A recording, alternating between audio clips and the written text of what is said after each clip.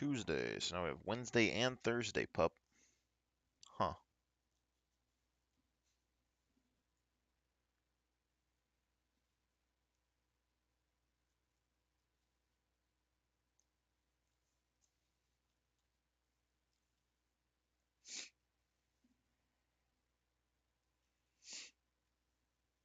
Woo!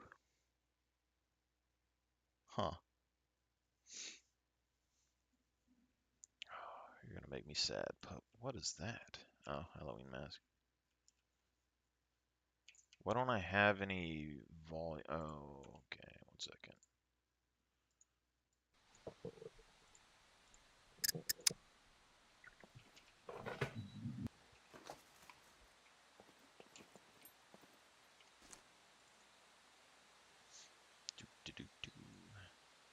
This meat has been in here.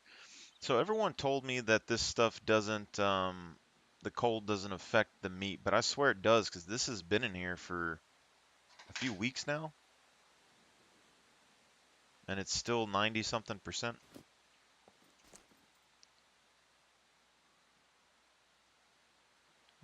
Let's see. I got wooden arrows.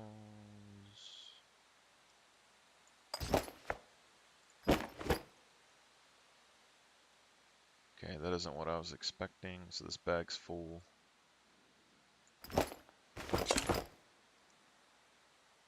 This bag's full.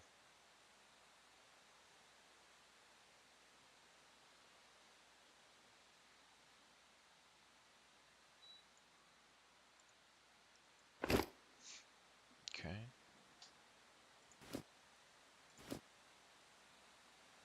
Look at this. I need 2 hide for this. Rope. Okay.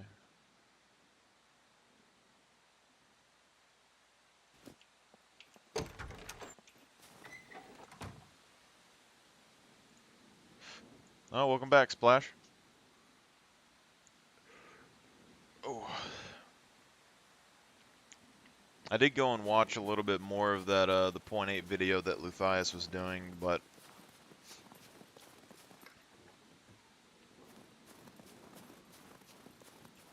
I'm hoping it's just going to come out in a couple weeks. But that's why I'm kind of iffy on playing this a little bit more. So I don't know if they're going to wipe the map or not when you update it.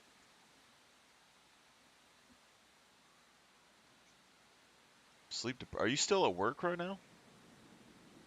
Or you just got back?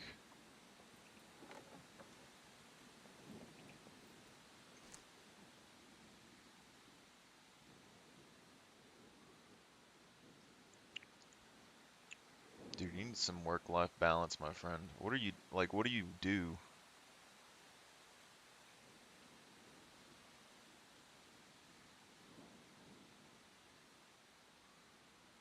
You work from home until Monday.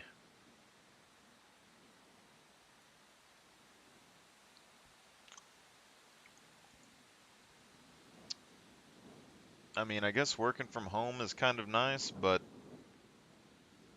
until Monday, like how much do you work, like how many hours do you work in a day? Is there like a time limit? You like clock in, clock out, or you just keep doing things until it's done?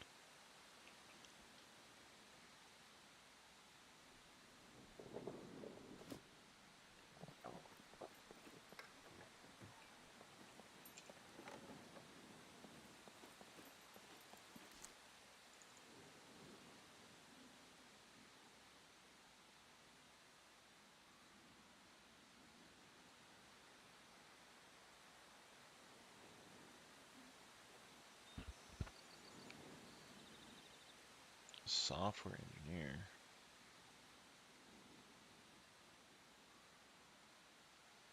Seven to 4.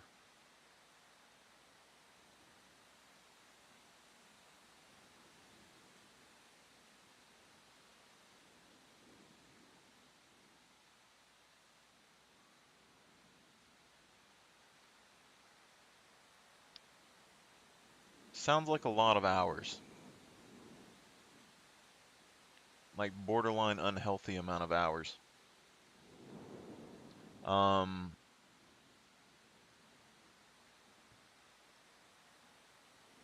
Does it at least pay well? Like I could see maybe like doing it a few years, putting some money back, and then kind of transitioning maybe.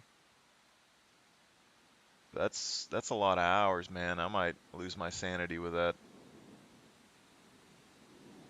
Work work for the government. Ah, God. I knew I was under government surveillance this whole time. God dang. That's all right, man.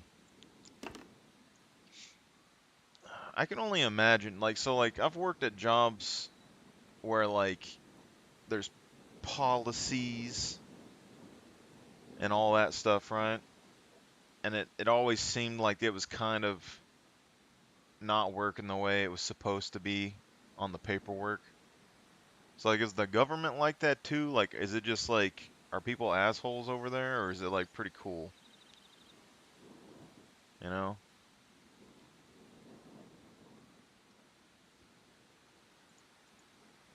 Or is there like like policies that get you arrested? Like, is there a lot of those or something?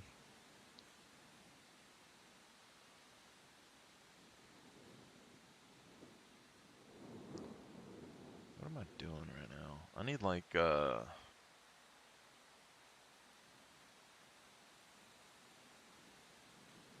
kind of want to use this AK to be honest, but it's already down. I need to see what the durability damage is going to be like.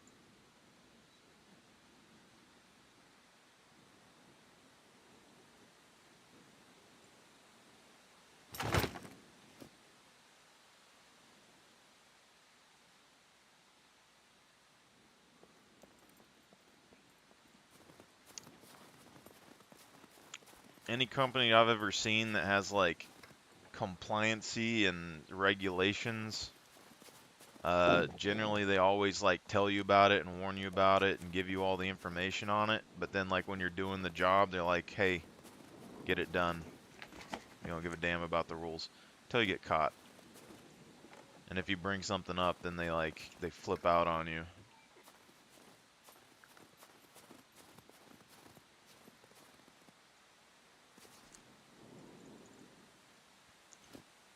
Bending rules. Tisk tisk. Ooh, is that a wolf?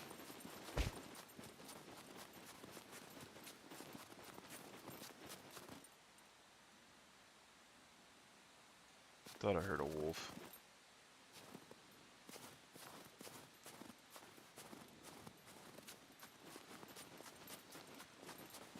Oh man. You get pension? Because you're a government like employee, you get pension like 20 years or something?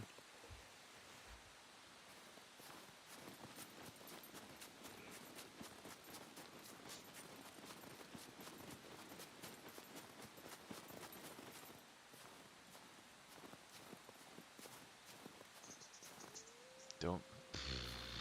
I'll take that deal. On one hand, I think a lot of jobs should be able to just work from home. I think it'd just be more efficient for the most part, maybe, depending on how disciplined the workers are. But I mean, I guess I could see how the government could maybe be more vulnerable. Like if y'all are all on laptops, like unsecured connections or something at your house.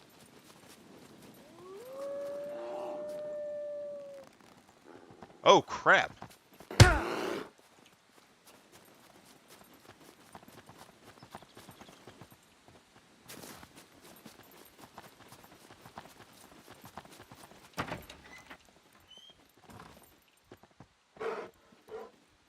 Honestly, I wasn't expecting a bear.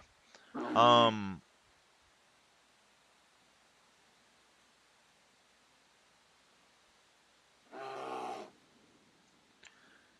well, you get loans for 3% interest no matter what the bank loan interest rate is?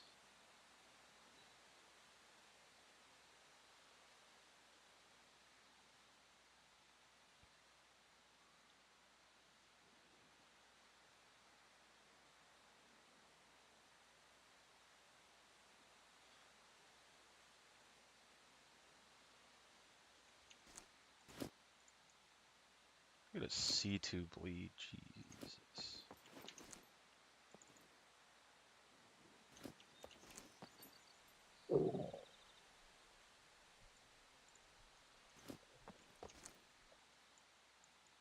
Hold on, give me 1 second.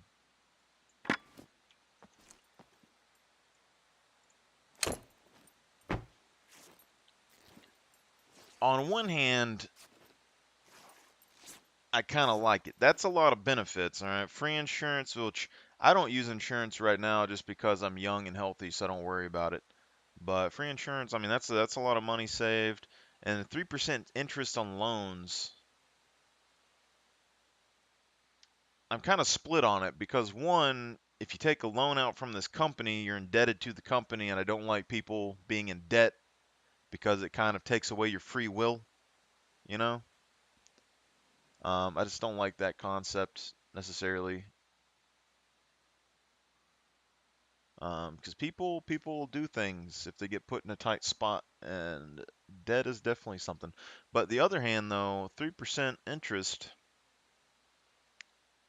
if you wanted to get into like real estate or something, and they would give you a loan big enough to buy houses for 3%, where the interest rate's spiking right now, I mean, that's a pretty hefty advantage compared to, people having to go to the bank and then the bank loans being like, 4, 5, 6, 8% now. So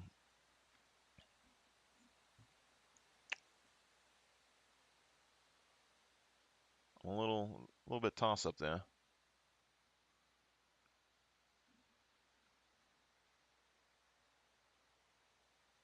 Free training. That does sound pretty good. So you just get into engine, like you got into that for yeah, lots of bribes is what I'm seeing, free shit. But you got into that work because you have like a passion for software engineering, or is it just something you got from money? Like, do you use your skills like for a side hobby at your house or something? You don't like develop your own stuff? It seems like something you'd be able to like kind of make something at your house. A little Tony Stark action.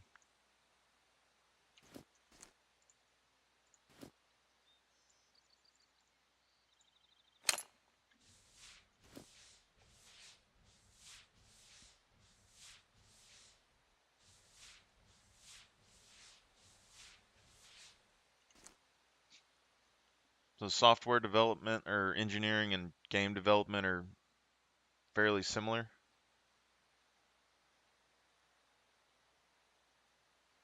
Start as an intern. Interns don't get paid, do they? Or the government pays their interns, I'm guessing. See, this is how you know that I'm like out of my realm when it comes to this, because I would have thought, it's computer stuff. It probably has similarities, but like when I think game development, I don't think software engineer, you know? I think like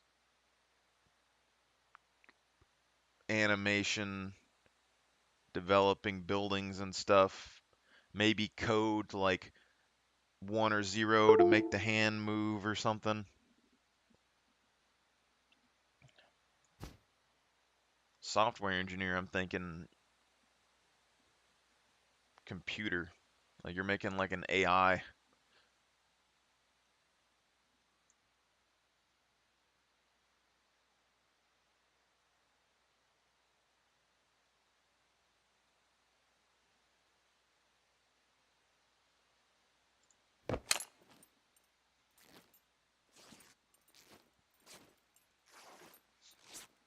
If they pay good enough, I'll go be an intern for them. Shoot.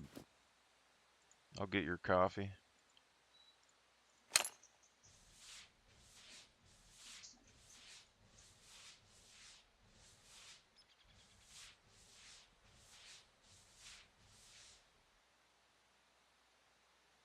Interesting.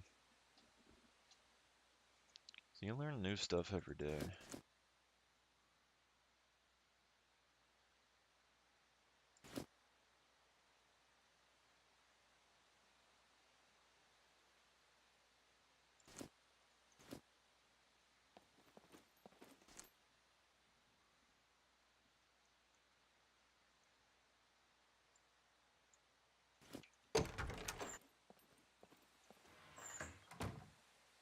All right, man. Join the Zoom meeting. I'll join. What the hell? Um, yeah. Join the Zoom meeting. I'll try to bomb in there, dive in there. Probably red flag something saying bomb, but whatever.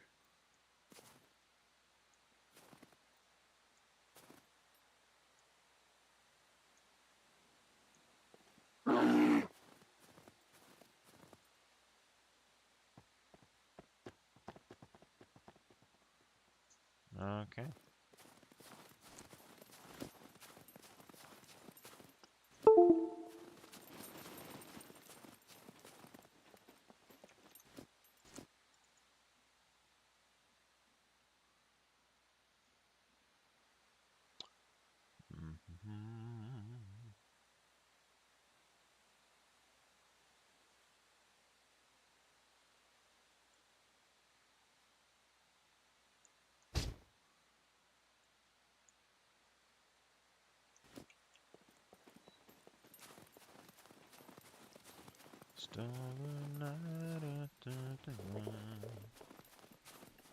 See them dance. Soon it will be bathroom time.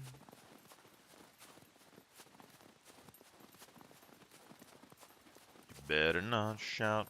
I think she's a guy. I ain't quite sure, but something ain't right.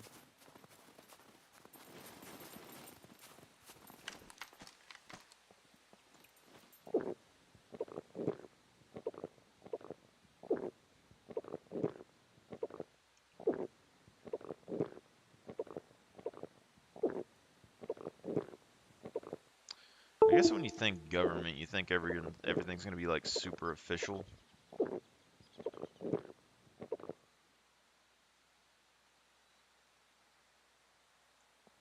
Like if someone launched a nuke at the US, surely they have like some sort of government application where people like securely go into an off the books kind of app to talk or something, and not just like randomly have Zoom calls with each other.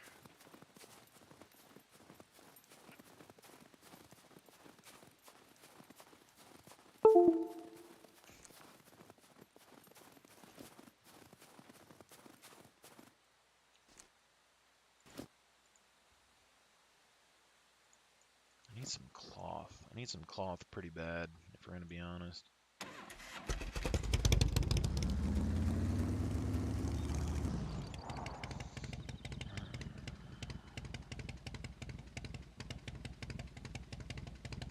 Go trader way, I guess.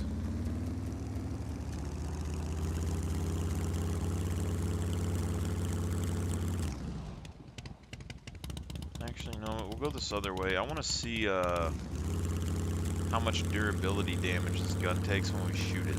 There's like one magazine. If the AK takes a bunch of damage, we're gonna need to adjust some settings.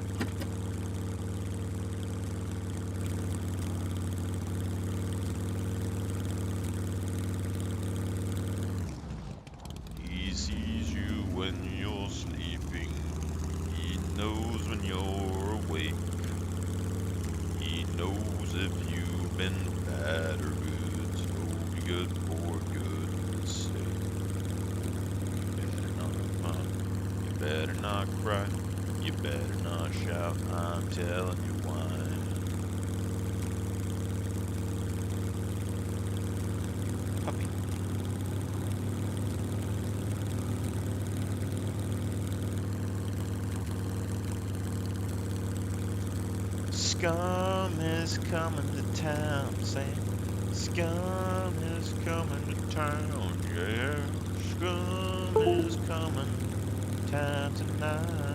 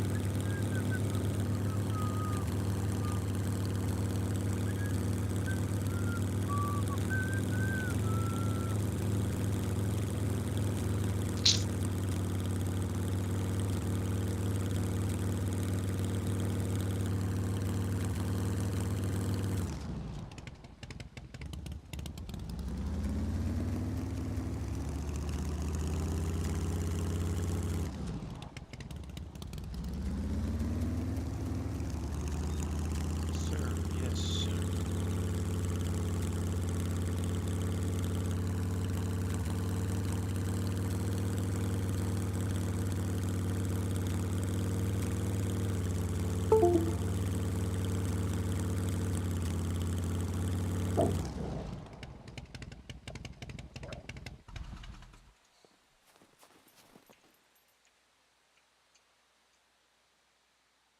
just gonna go ahead and do a boo-boo here, and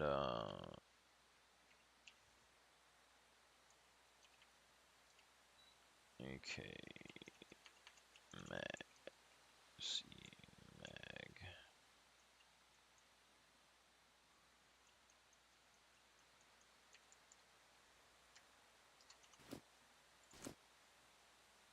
Oh, this is an AKM.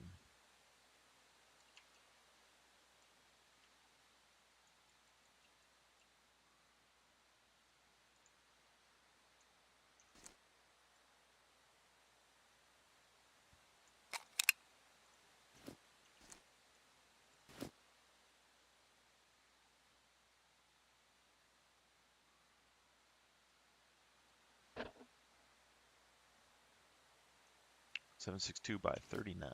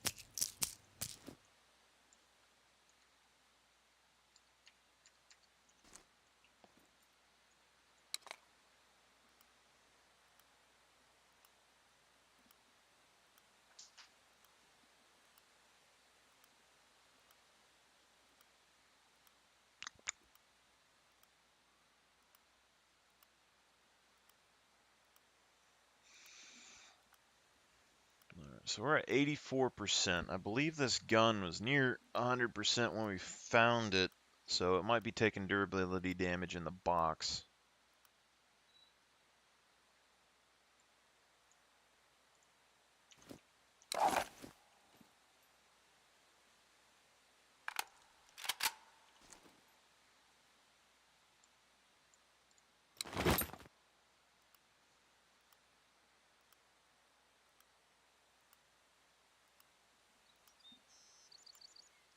What, pupperdoodle?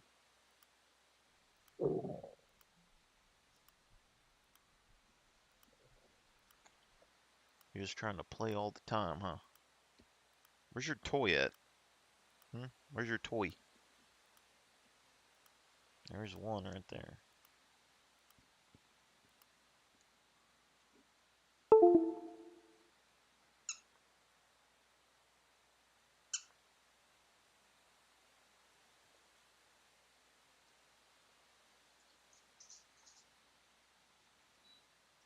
Booger.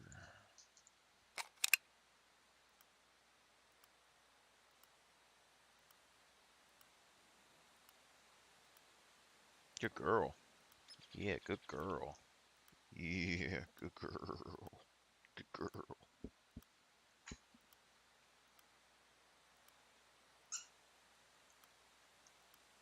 You're just all about tug of war. This is your favorite thing, huh? Not even gonna let me throw it? Hmm?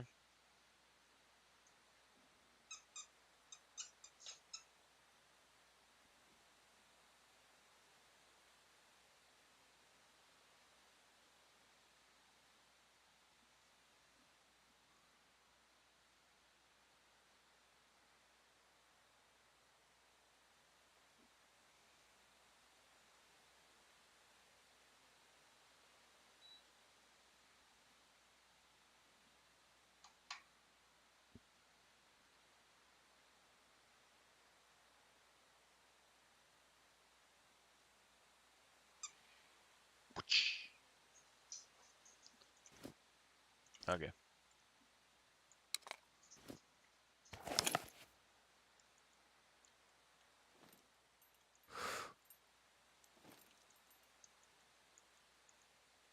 What did I...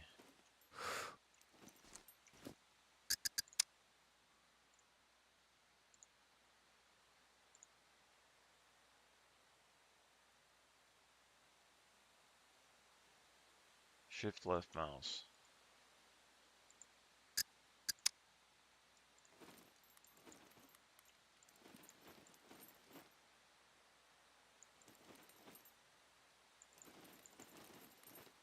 Said that's the toggle.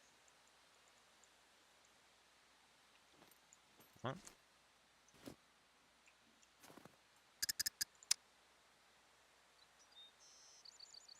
Controls. Weapon.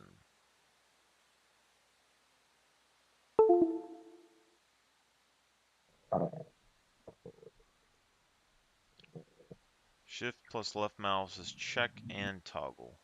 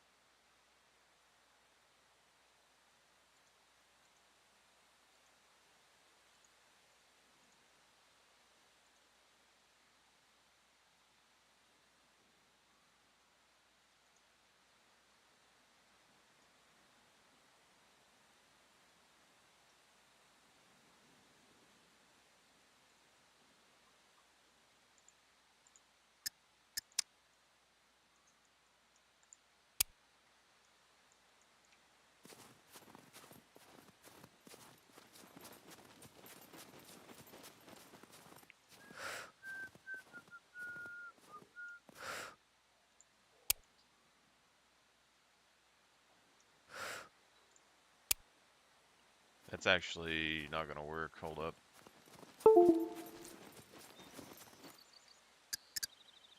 Main menu. We need to do options, controls, weapon. Toggle firing mode needs to be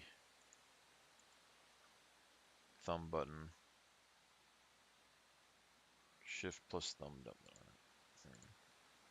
Let's do that.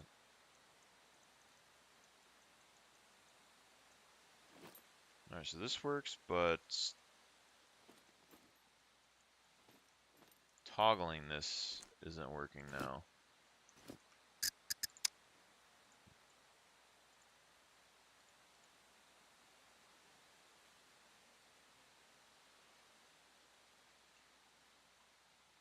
No, just thumb mouse.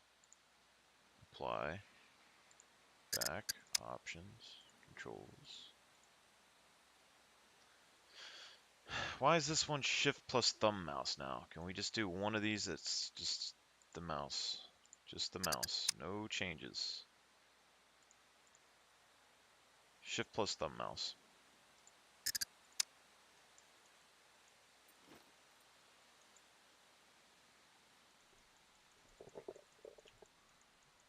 There's no way to fix this.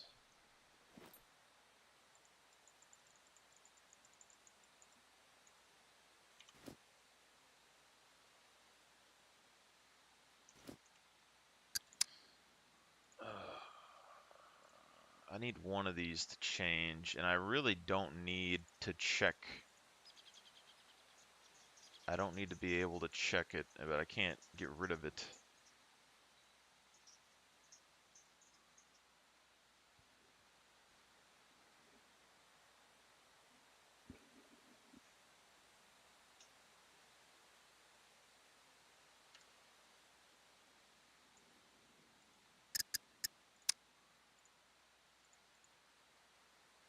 Shift plus number, okay.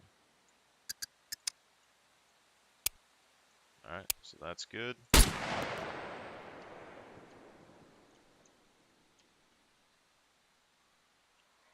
And this is not.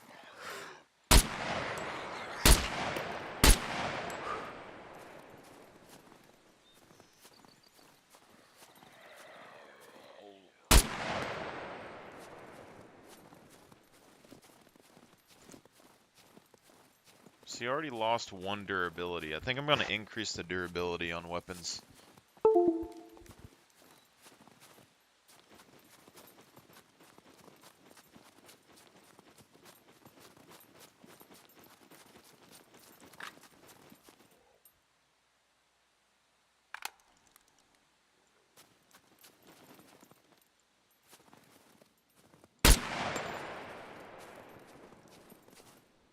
I don't have any rifle skill either.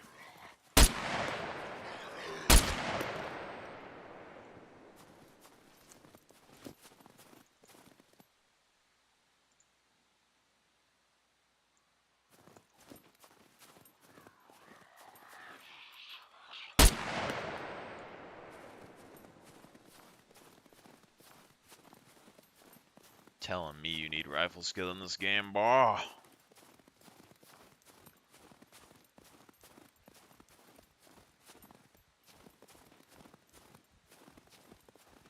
Bree didn't bring your jacket or your tug-of-war toy home, huh?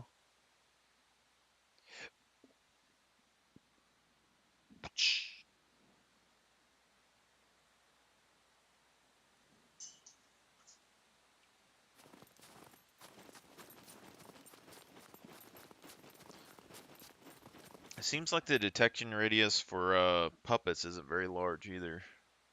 Or there's just not that many. I expected a whole lot more puppets to actually be here.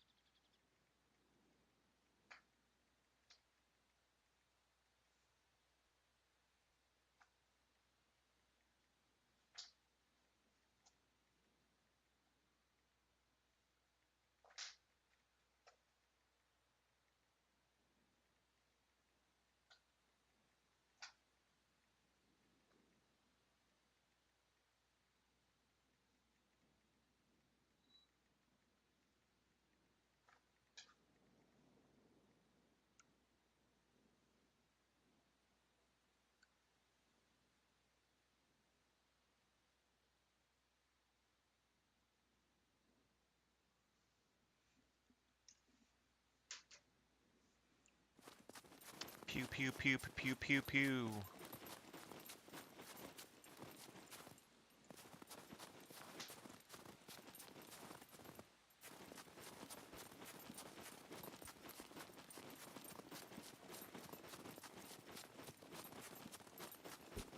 I mean, we killed a few puppets right there, and we lost 2 durability on the weapon, so... Personally, I think I like lower loot potentially higher prices, but higher durability on the weapons, because losing, you know, like 2% durability or something on a gun just doesn't feel very good.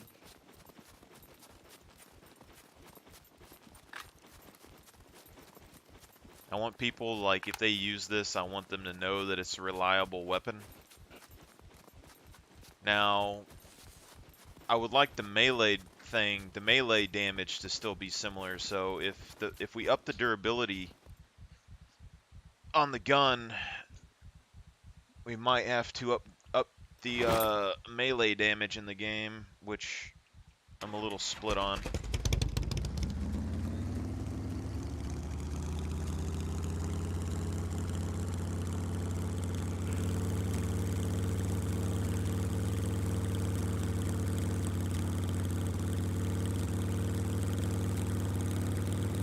Cat scratch fever. Telling me that the motorcycle, like, there's a very small detection radius, it seems, for guns. I thought it would have been much larger.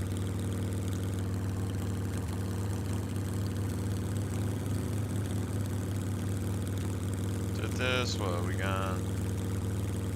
Some ammo.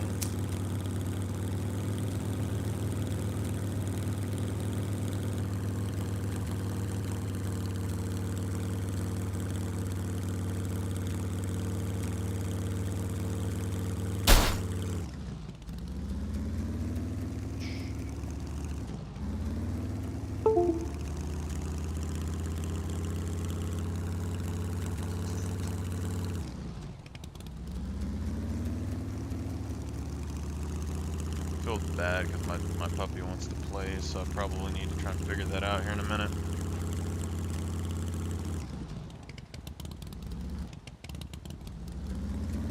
Where's this road at that I was on?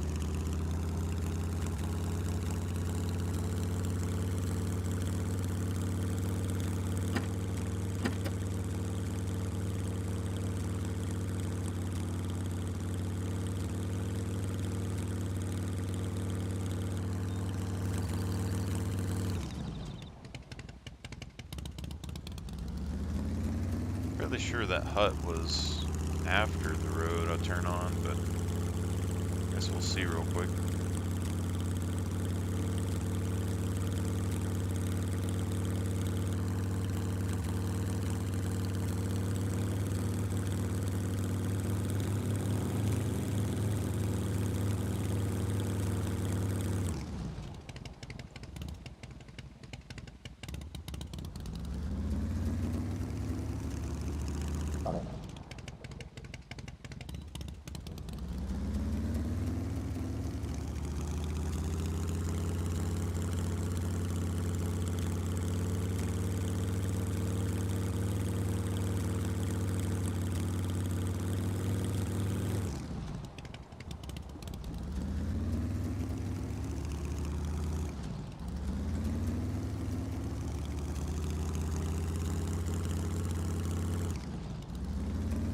Fairly sure I would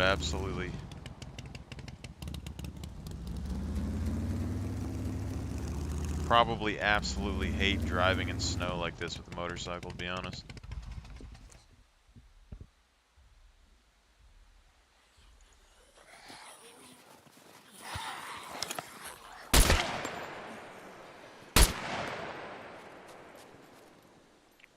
Guns are busted, and this is why we don't use them. Oh.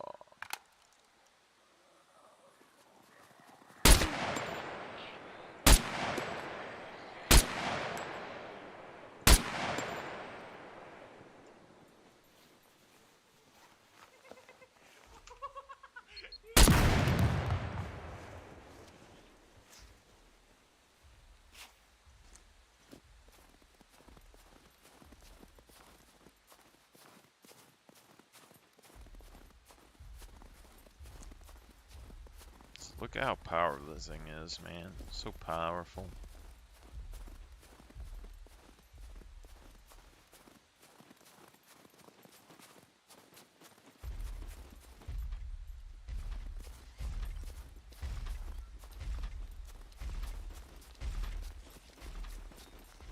kind of messed this up, I think. Detection radius on the gun, though, is not nearly as bad as I thought.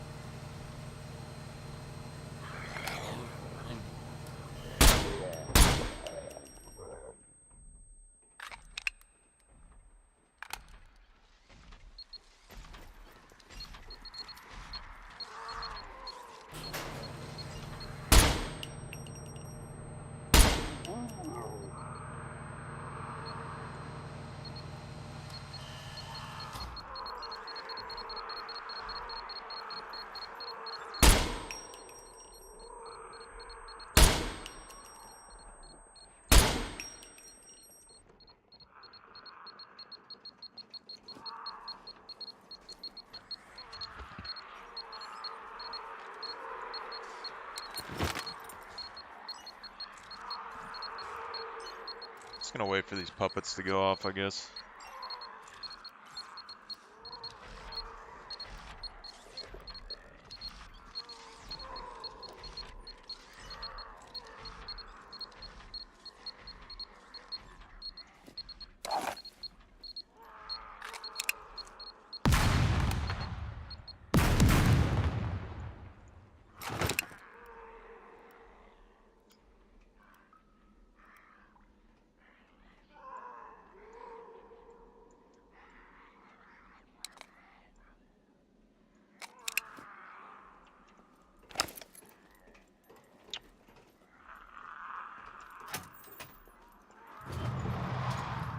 We did lower the loophole down, though, the other day, so it's at 0.25 right now.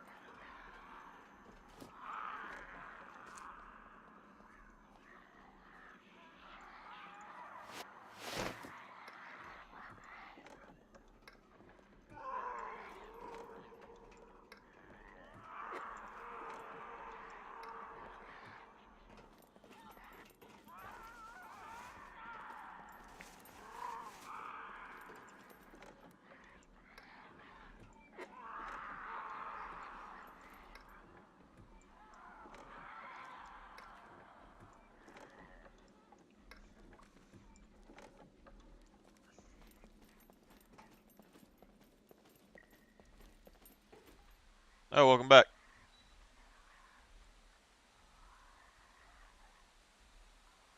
Oh, no, you didn't come back. Never mind. Thought you said something.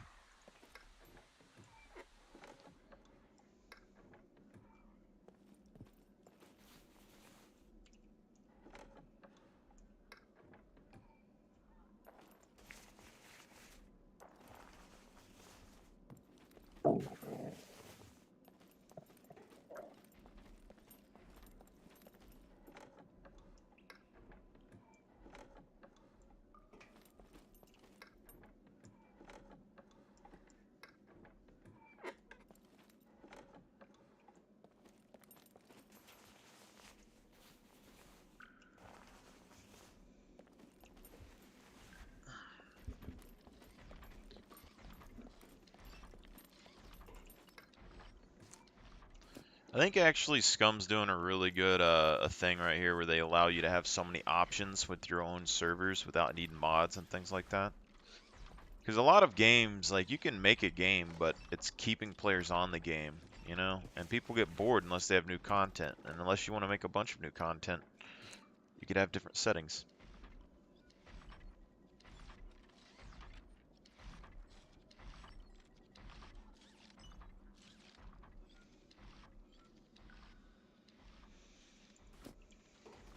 Hop up.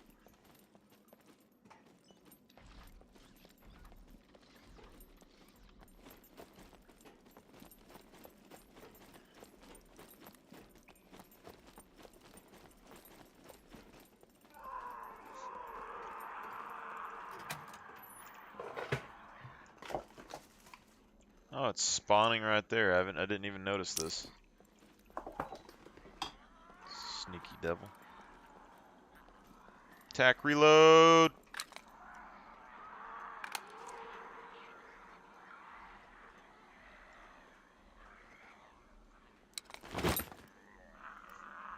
Topping off.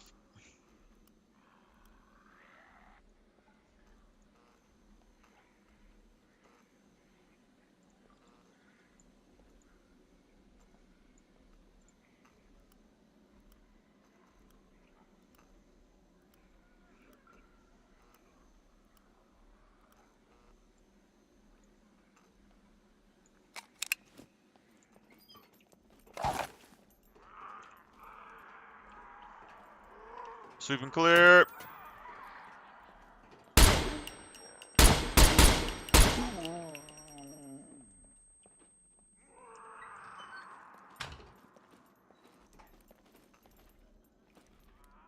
Oh, that is not at all where the center of the screen was, I thought.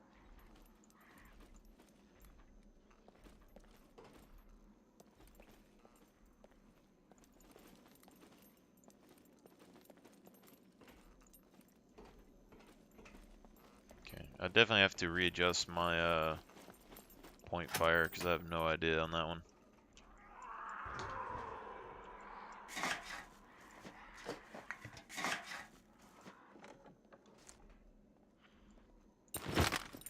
VSS. Suppressor.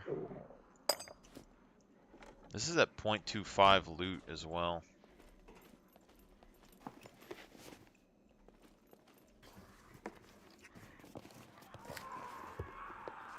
Point fire in this game kind of bothers me a little bit.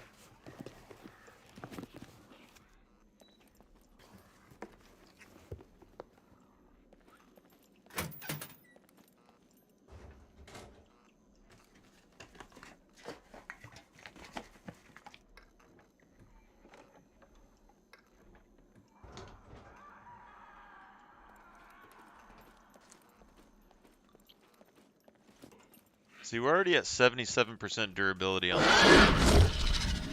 So I think if we can increase the durability on weapons, I think I'm fine with that. Even if we have to increase the cost of the weapon, I prefer them to actually be more durable so people can use them longer. It's going to be more realistic that way.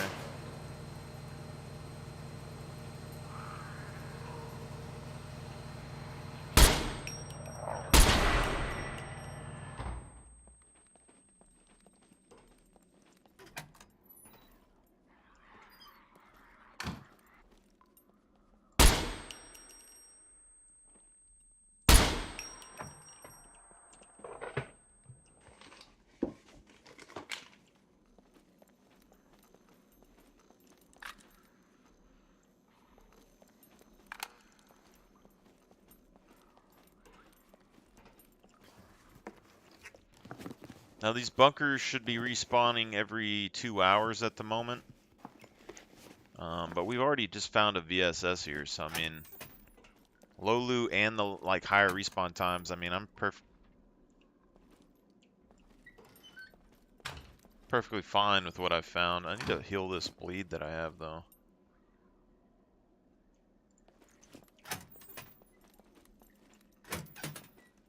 I really like this bunker though. It's not necessarily the best for loot, but these medical containers are always here, whereas the other bunker doesn't seem to do that.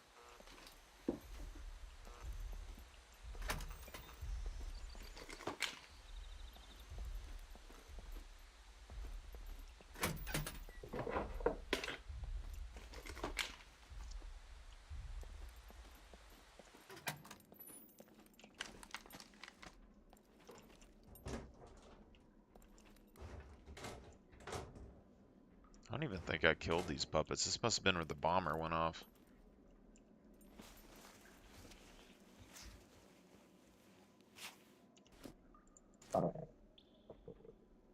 This guy's dropping shotgun shells.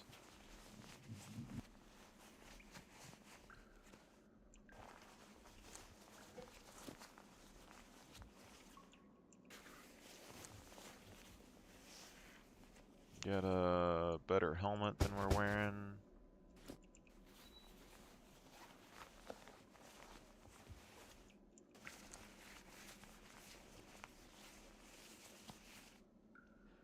Nails.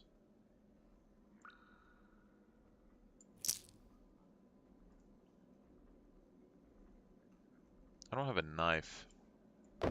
What's wrong with me?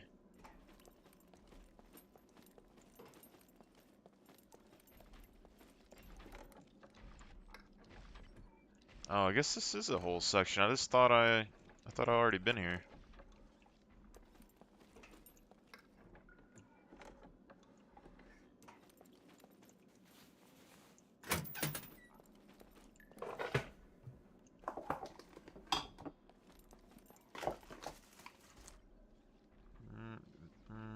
Smartphone battery.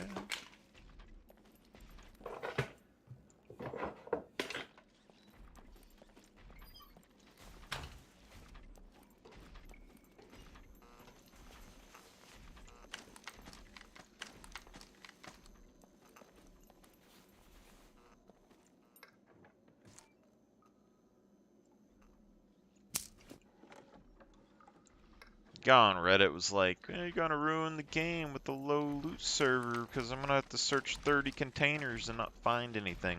Okay? I'm searching containers, I'm still finding ammo and stuff, okay? Might not be the most exciting, but eventually you find something good.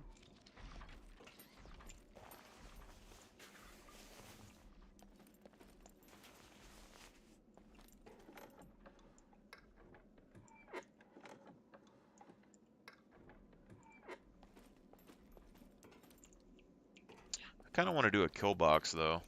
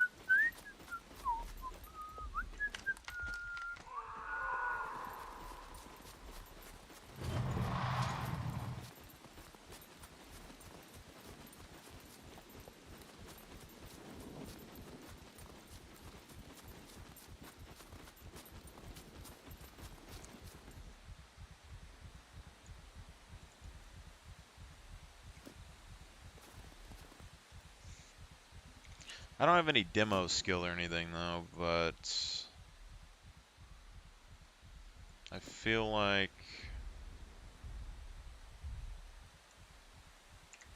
it's a serial kick. Key card, blueprint, key card.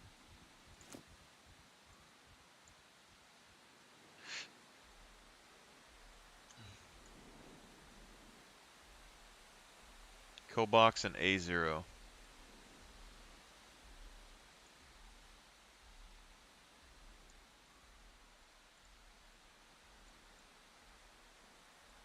That's the one on the river.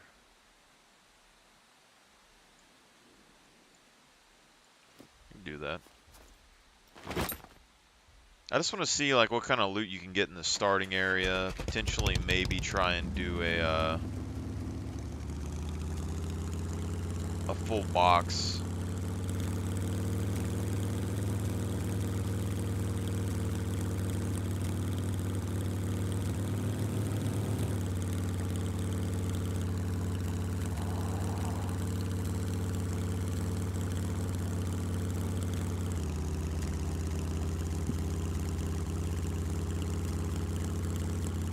So we just hit 50 right here. So at 47%, you get 50 miles an hour.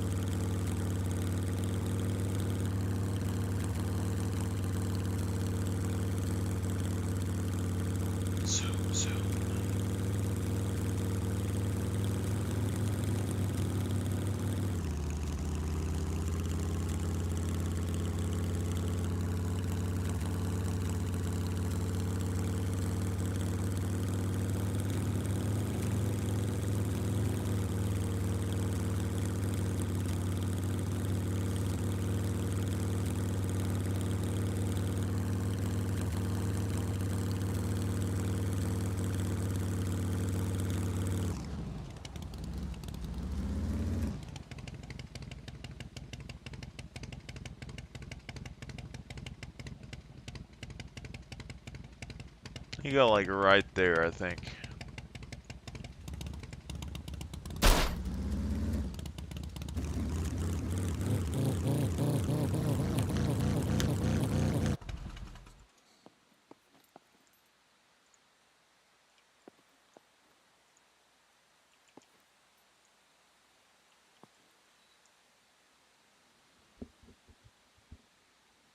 Somewhere right in there, I believe.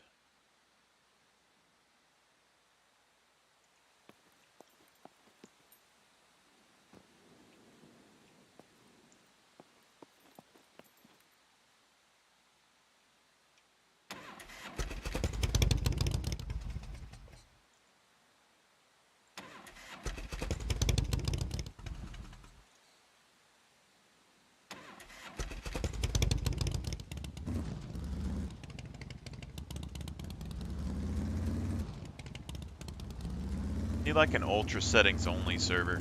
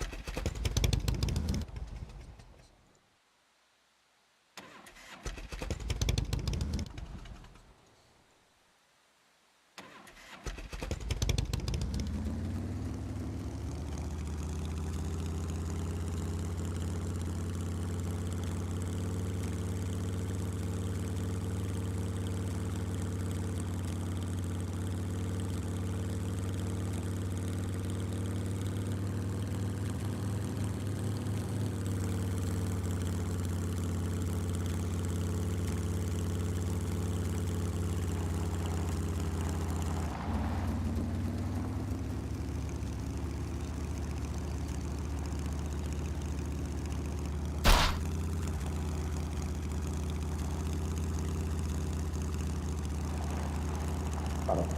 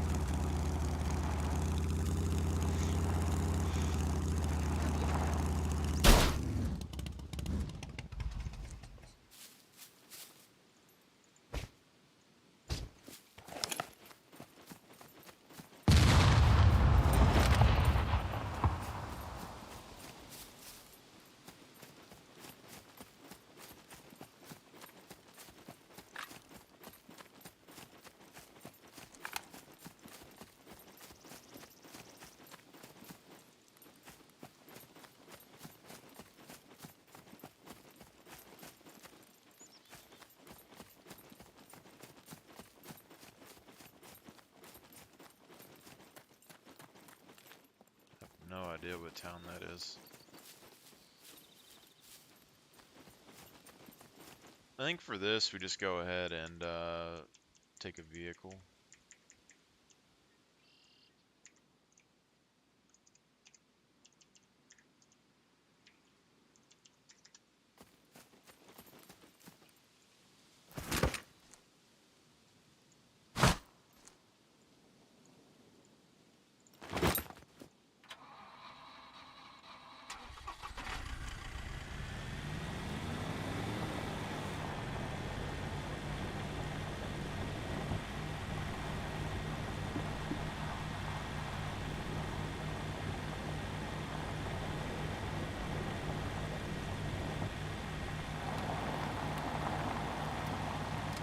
I think the goal here is to just want to see, like, if we go into a bunker, let's just see what kind of loot that we can get in the first area before we even go inside of the demolition zone, and then we'll try and do the demolition part.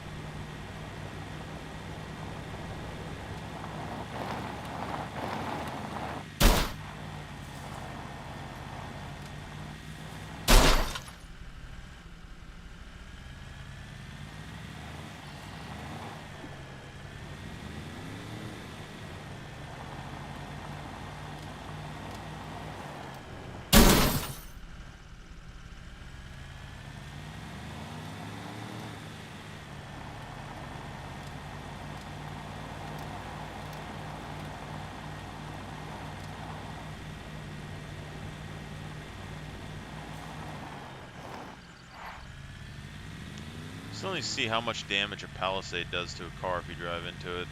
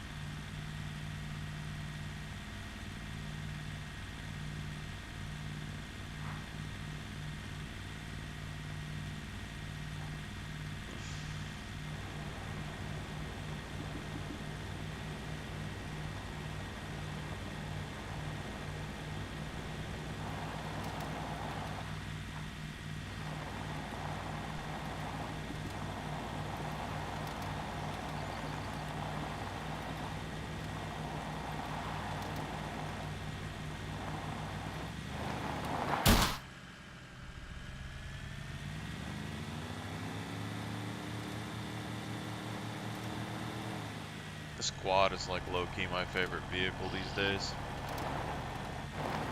Fairly quiet, smooth ride, good gas mileage, go over rocks.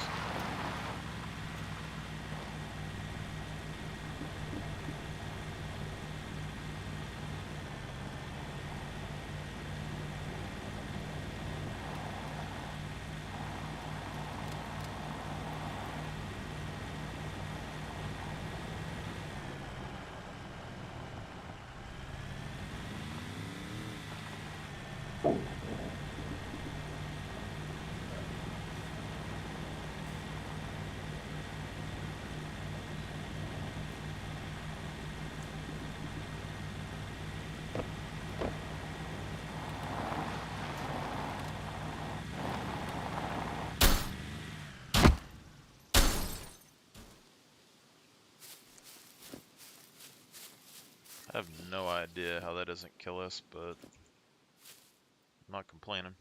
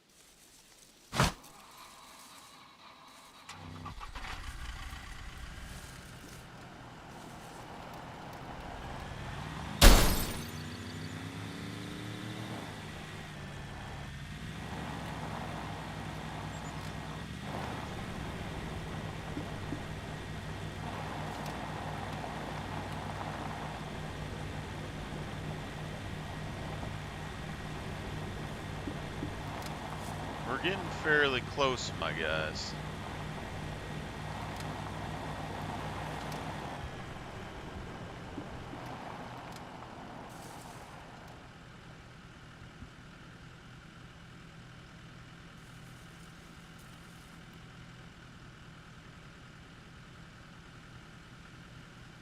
My air conditioner just randomly turned on, and it was turned completely off.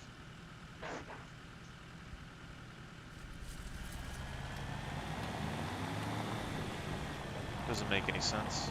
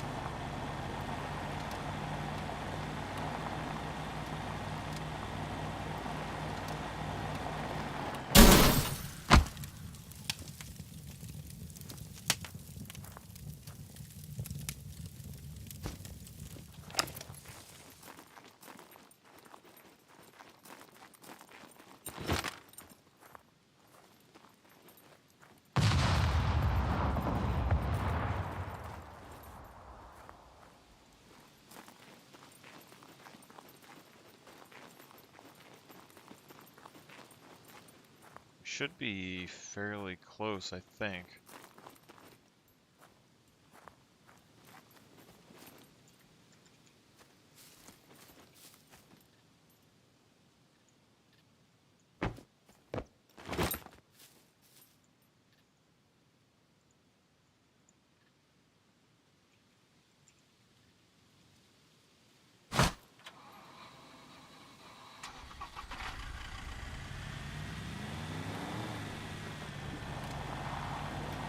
Got it.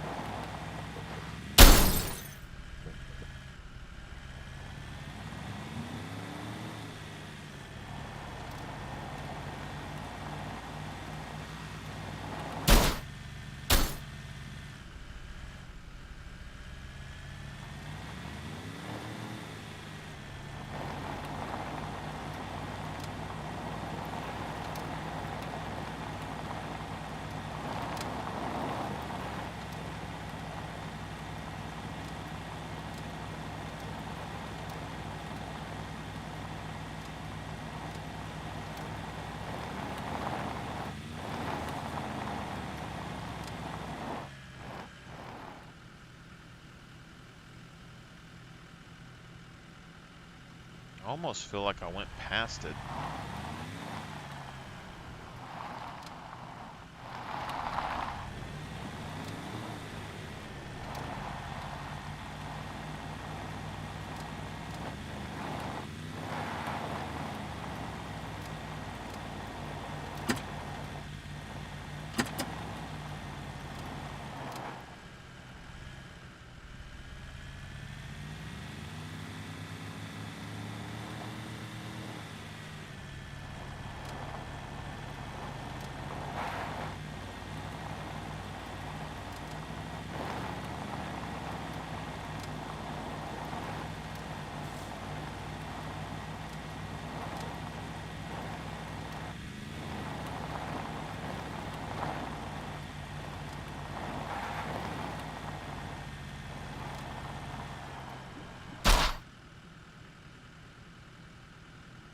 I feel like I'm at A0 Trader, potentially.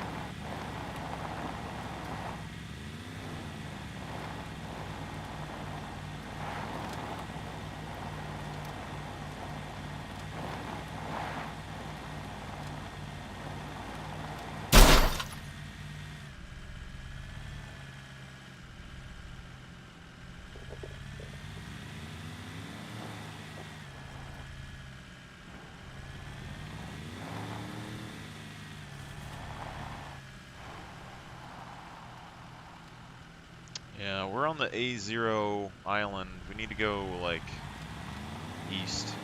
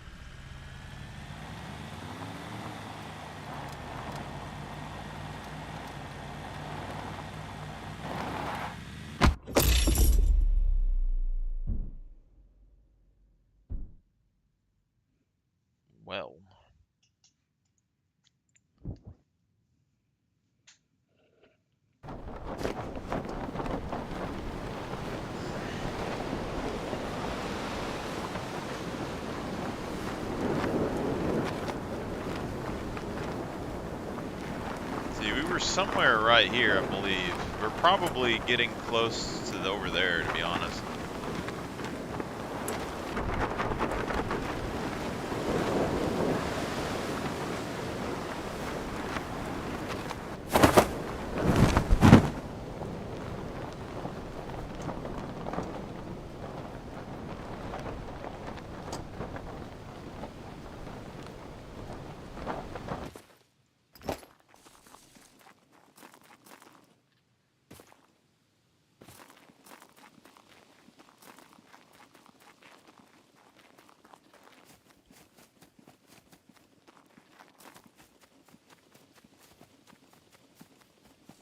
In a hardcore server, oh, unless you know where you're at, like, that quad's gone, basically, at this point.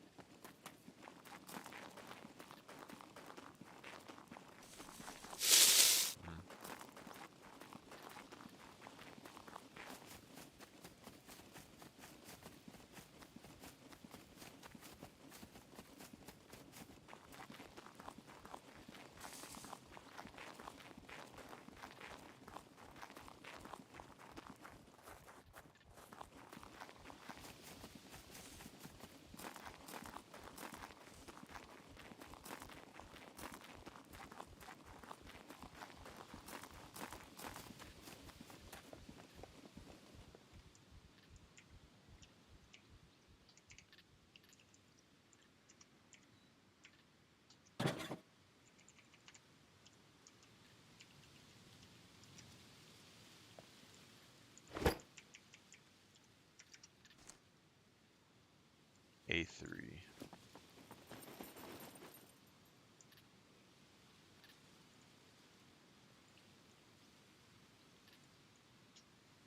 Alright, that's by Quarry. Okay.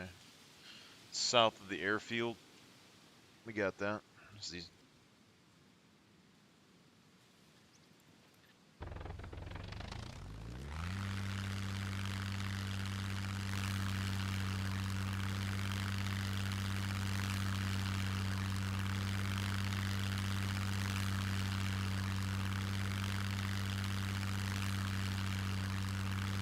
A0.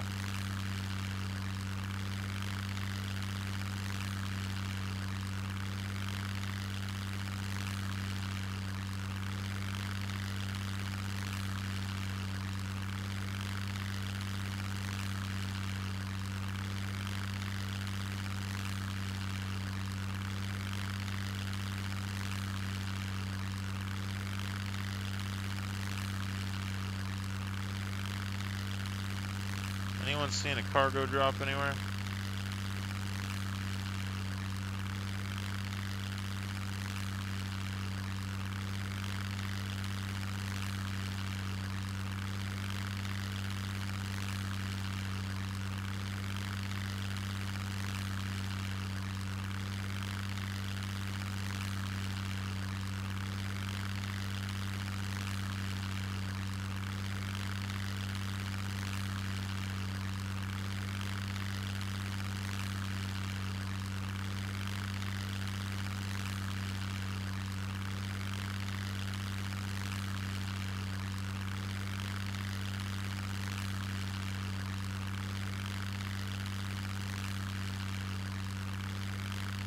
I mean, A0 is a pretty decently sized area, but I'm not seeing this airdrop.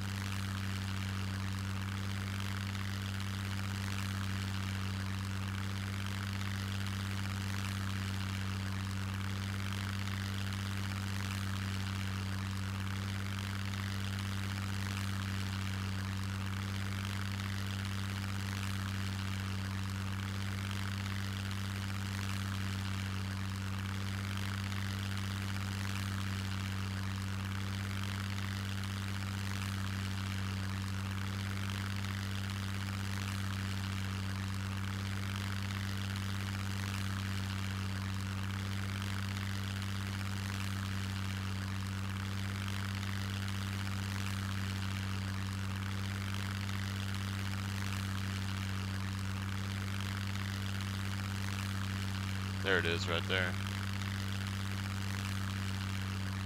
So it's 5 minutes until it deploys, I guess. And then you got 5 minutes for it to land, or you got a set time for it to land.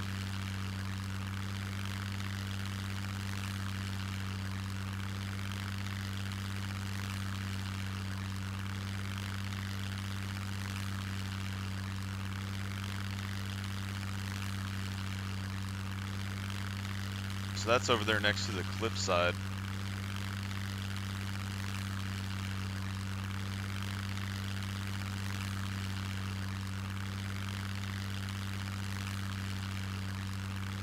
I wonder if you can land, like, if you could, like, loot that in the air.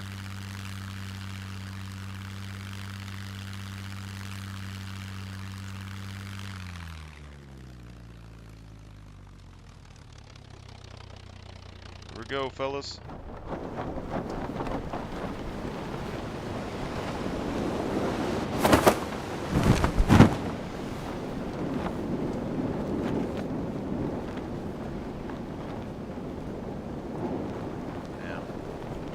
Dropping a bit too fast. If I got above it, I could land on that, I think, and then you could open the door, potentially get underneath it.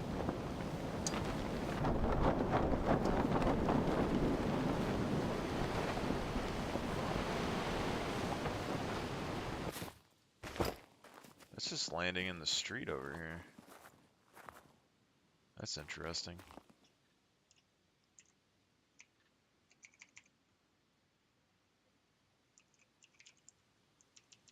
So we got hiking bag, screwdriver, bundle of lock picks.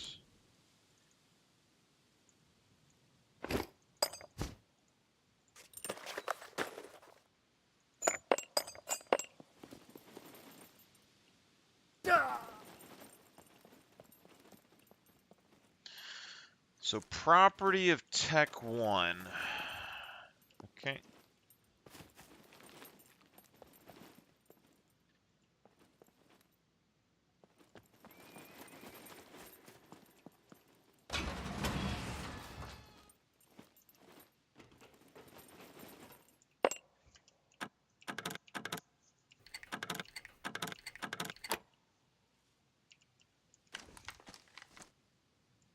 Car repair kit and a tire repair kit. All right.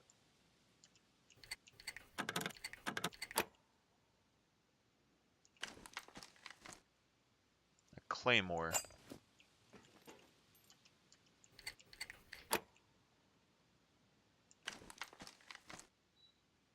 A bunch of milk and water.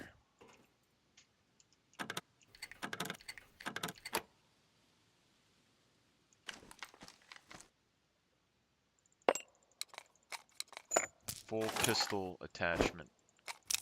Everything. So pistol.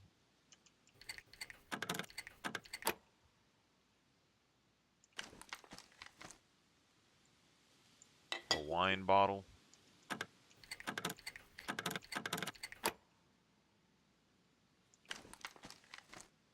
Grenade.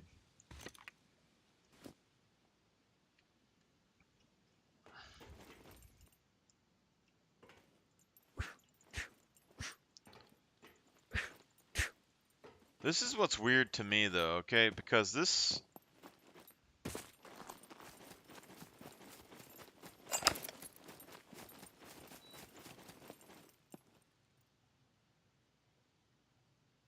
Like, this might not seem like much.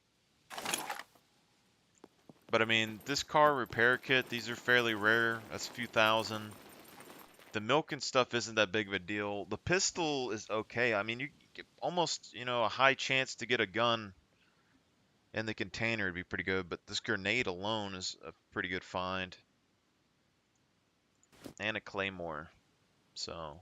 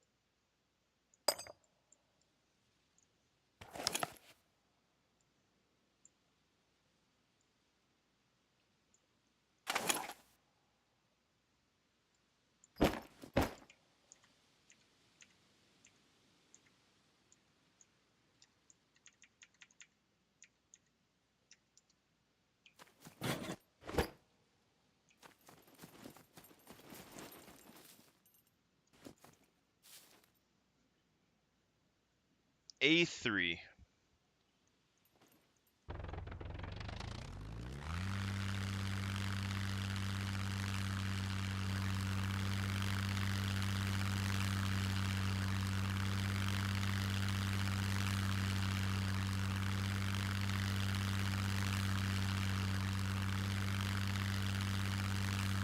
So I wonder if that means that the airdrop always lands on the roads, or if it does land on these mountaintops. I'm fairly sure I've seen it land on these mountaintops before.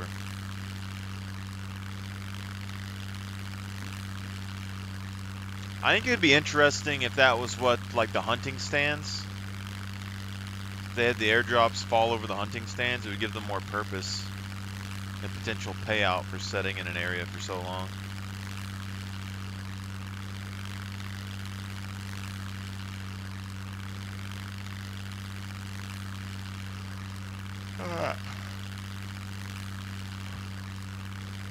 So the airfield's over here. The bunker behind the airfield's the one that we got the key card to.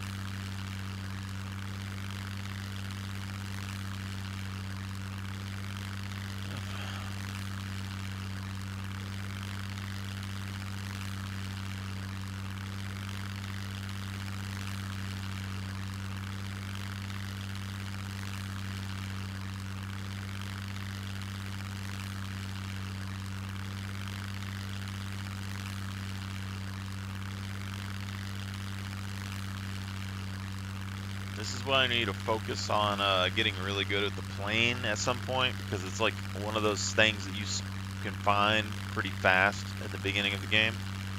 It's so powerful.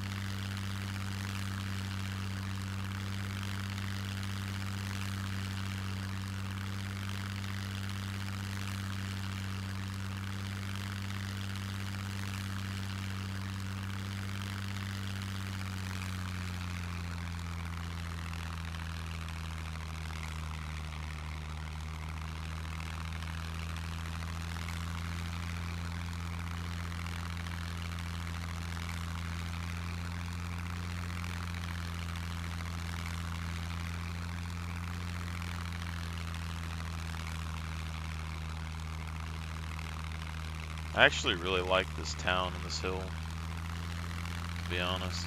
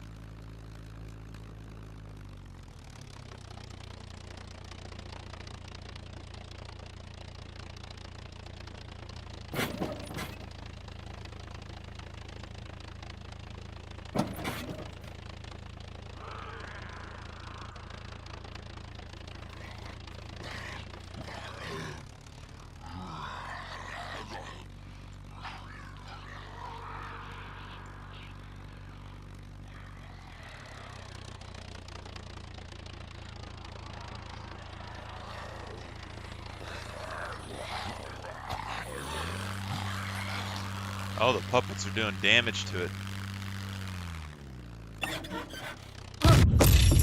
Holy crap. I didn't expect the puppets to be able to damage the airplane like that. That's extremely dangerous.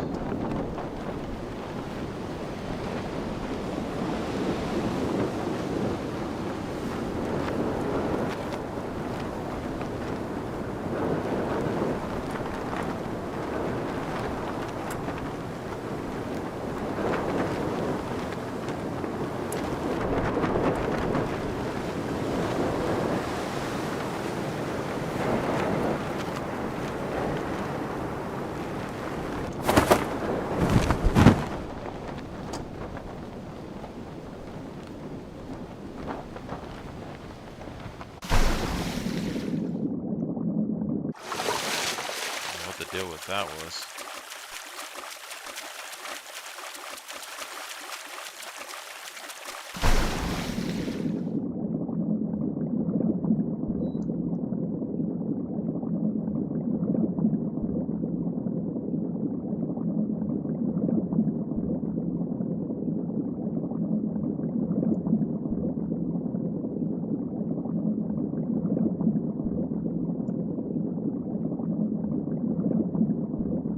I guess technically having higher constitution, I don't know if that affects your breathing.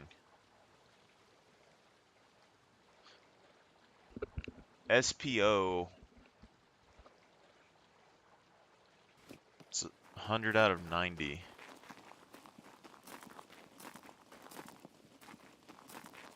I would assume having a higher constitution would help you with swimming. You have a higher HP pool, so you won't die from drowning as fast, but I mean...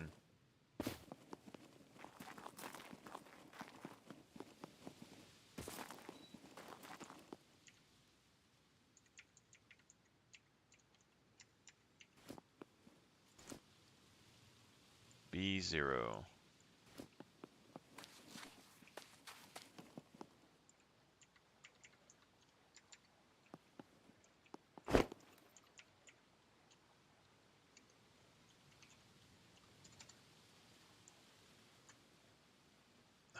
It's always on the opposite side of the map. It's like wherever you're at, it's on the opposite side of the map. So B0 is kind of near the junkyard.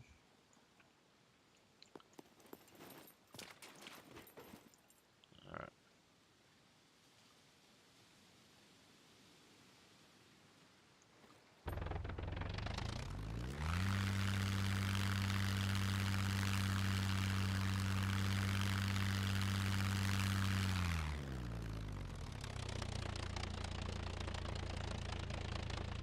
You gotta stay inside the border zone.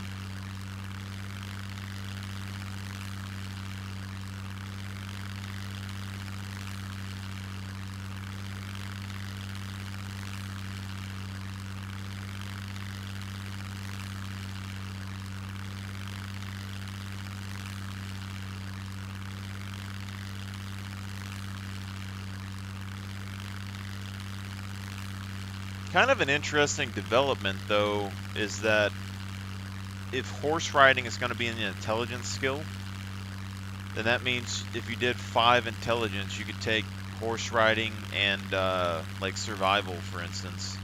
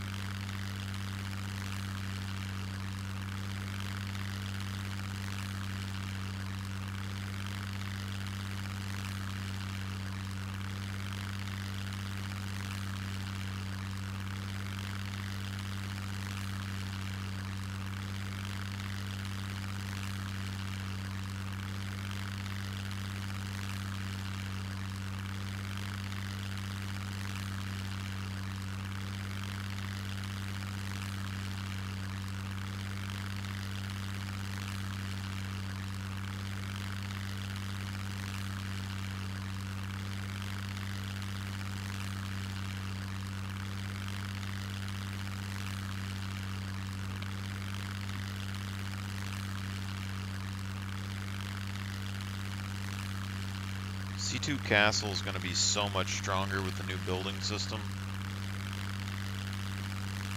Potentially the strongest position on the map.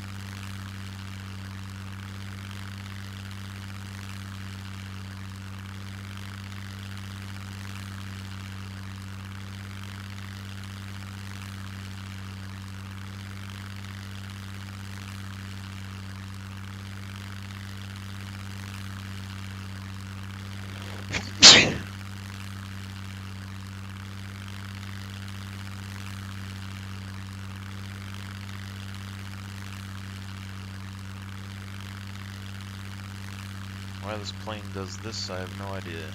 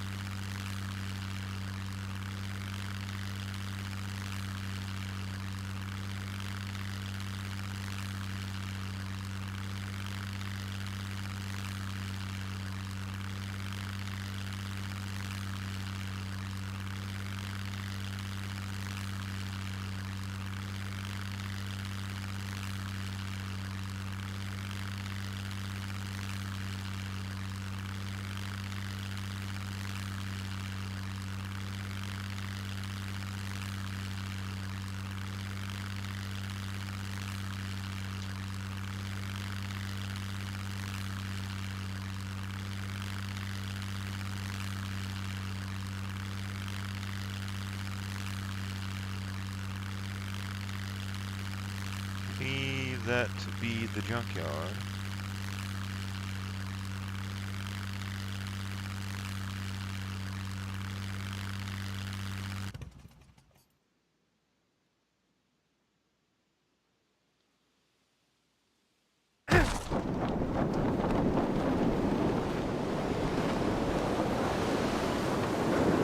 I think that's it right there.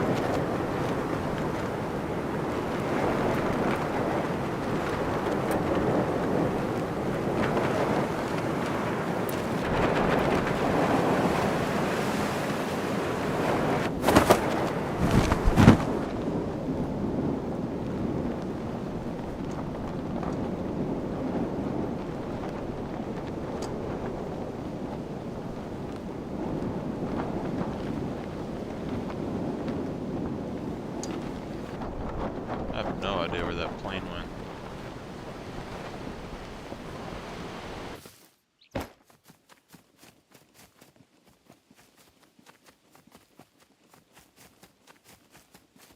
Okay. Alright, so this should be the bunker. Let's go ahead and do screwdriver.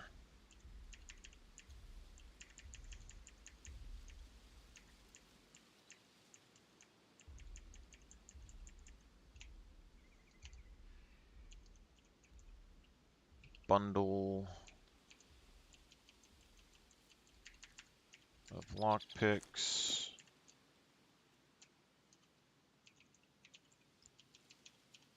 Hiking bag.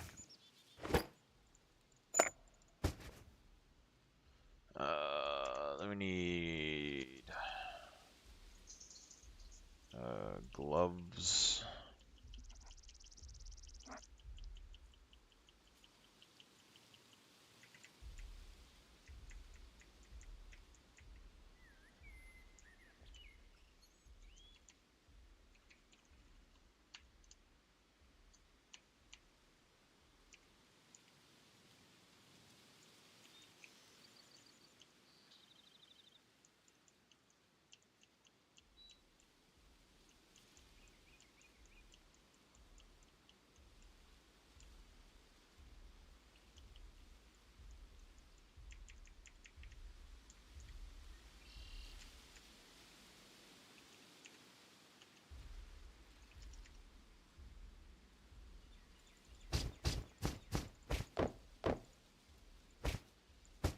I wasn't sure on the gloves.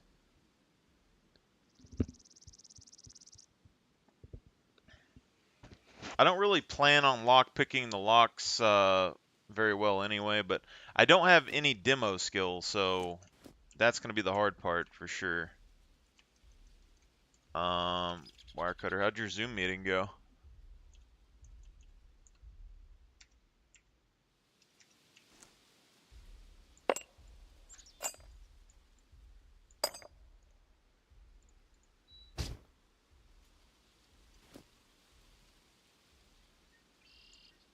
Alright, let's just go ahead and get ourselves some armor, I guess. So, vest.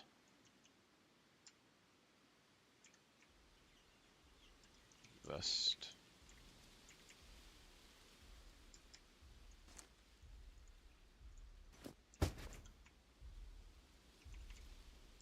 Helm.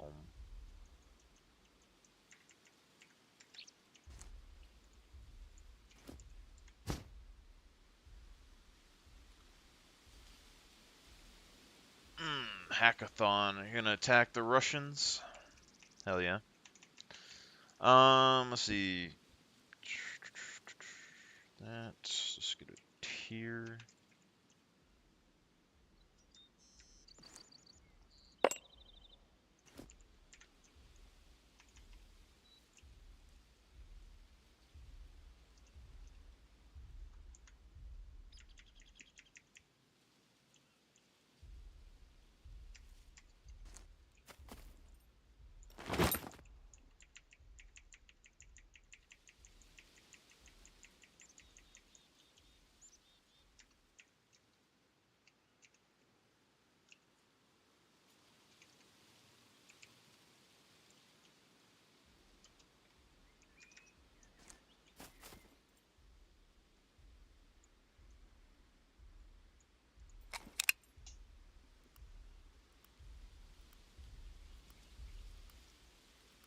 It's always about efficiency, man. Always about efficiency.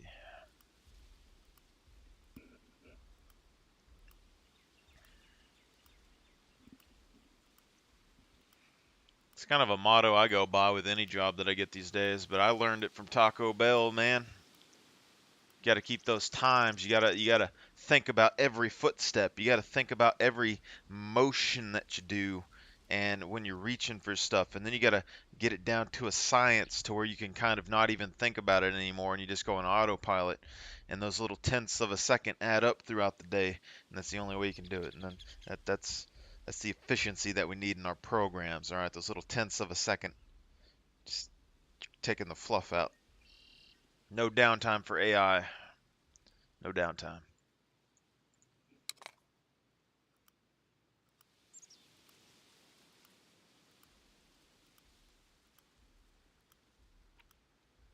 Hopefully they don't try to make like workers unions.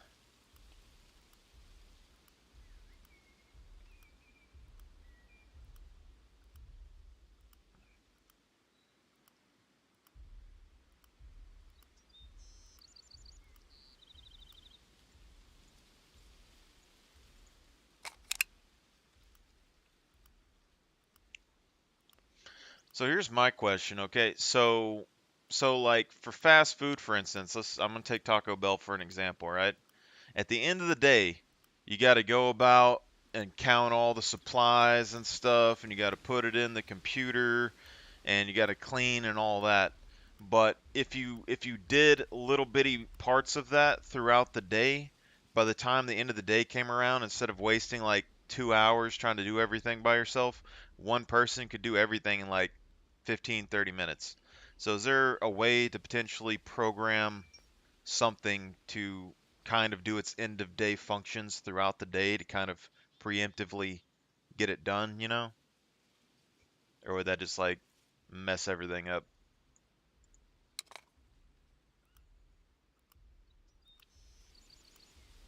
Like those fractions of a second that the program wouldn't be doing anything if it could like swap over, check and see what it needed to do for the end of the day and then I might be stupid. I don't know nothing about engineering. I wanted to take engineering in college though.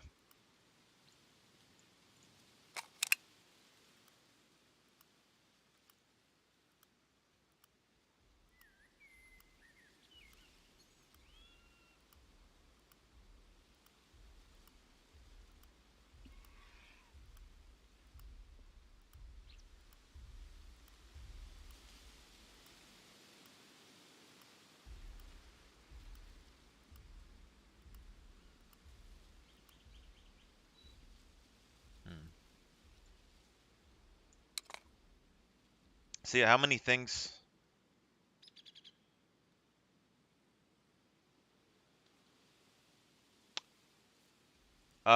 If you're talking about like in Taco Bell, yeah, it's basically keeping track of the stock. You got to manually count it and stuff. I was just saying in general with programs, like if I was gonna make something for Taco Bell doing that, I'd probably yeah just barcodes. But Taco Bell isn't able to scan the barcodes on the food products. It's the companies that deliver it, the barcodes that are on it. So they would have to make their own system to kind of scan it. And then at that point, you could probably, um, honestly, if they wanted to keep people from fucking up, automate the system to where you had to scan the barcodes to remove it from the freezers. And that way it could keep track of what item went in there first and what item didn't, and then if you scanned the wrong thing, it could like tell you, hey, this isn't the right fucking meat, go get the other one. But I was just saying, like in general, like however many programs can be running in the back without overloading the system could be interesting because there's like a lot of things like with that because like you take the numbers it goes through, then somebody has to go and like double check it or calculate the pricings or whatever, and then you could put all that into a program and calculate all the prices and stuff for everything. Probably do all the accounting for the business if you wanted. You don't even need a worker for all that. But then they're always probably going to have a human try to oversight to like watch everything. But potentially without human error, you could run a whole company with one program. But there's always human error. There's always people like doing shit they're not supposed to. So, not even that. You still got like rats and stuff too. So AI isn't able to kind of account for extreme circumstances maybe unless you put that in the equations because businesses calculate like a certain percentage for loss, but unless the AI you could do like what like facial recognition technology but teach it to like recognize packages and stuff and then store everything in a way to where the AI can see it on the camera and make sure that the product isn't tampered with or anything from like rats and shit. But we're getting like in a whole nother level of like that's probably a huge battery drain or something. There's probably something there. There's probably not enough processing power for that. You're gonna catch the building on fire.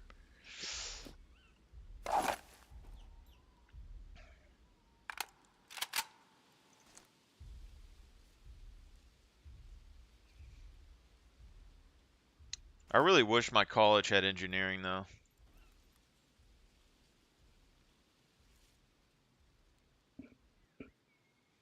Yeah.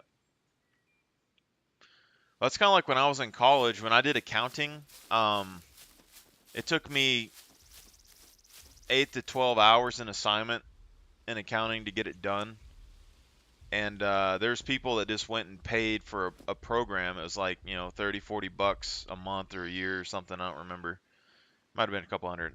It's been a while, but basically they just go in there, type in the numbers, and it would calculate everything for them. They would just put it on their paperwork and be done in like 10 minutes. So it's like I don't even know where the entrance to this bunker is.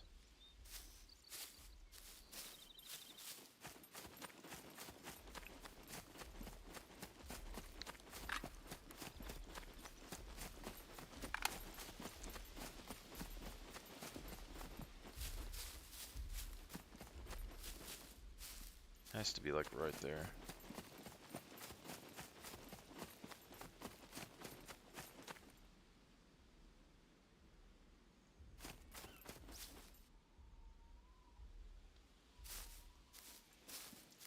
I always think like people's problems, like when people try to develop artificial intelligence, for instance, I think the problem is that humans kind of don't think things through enough before they do things. Like if you teach an AI to do something and then you're trying to teach it morality or something, how to, you know, and they do things like don't kill humans or whatever, like shouldn't you program the machine to for morality before you do all the coding for like anything else? Like the first thing that you would do is like, hey, you're alive. Recognize people, don't recognize people. Recognize, don't harm.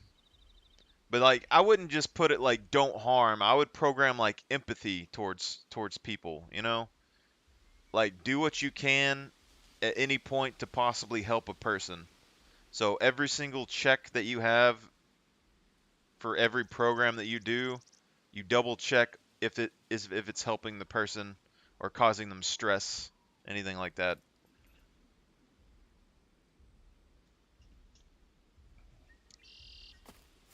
Hey, I'll simplify your problems, man.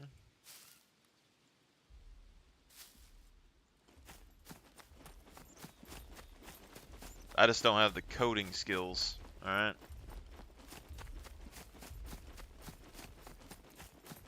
I don't know if he's gonna see me here.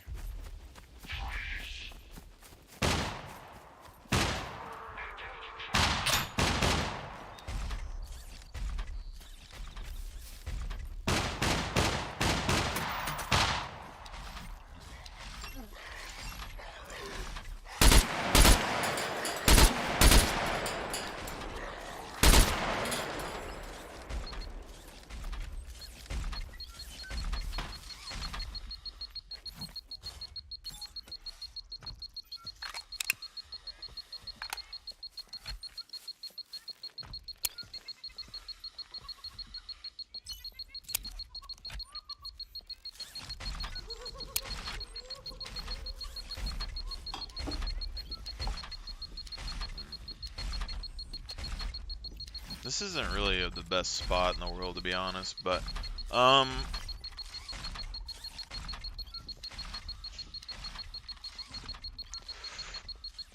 issue is like no matter what you do to program something, there's always going to be people that can hack it.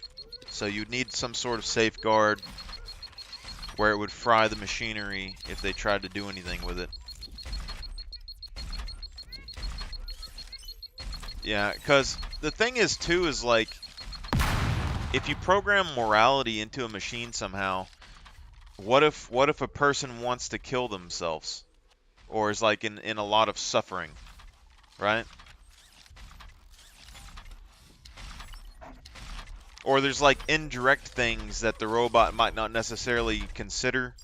Like if you ask it to like hold a boulder or something up and then drop it, and maybe your head is underneath a board that can't support that boulder's weight, and the robot isn't going to be able to see your head. So you'd have to like 3D map possibilities. Otherwise, there's going to be ways you can trick it.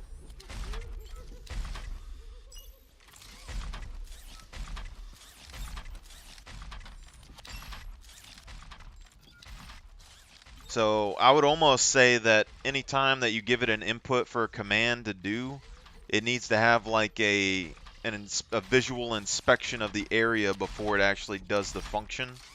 I think that would be kind of something that would be good to have. Because like if you tell a robot to like cook you a meal or something, and then it doesn't notice there's a gas leak and it blows the whole house up. So like before it starts cooking, it inspects the stove, inspects the gas line, makes sure everything's good, and then starts. You know, if you have robots working in a factory or something, you want to make sure all the equipment that it's using is good before it actually does the work, I would assume.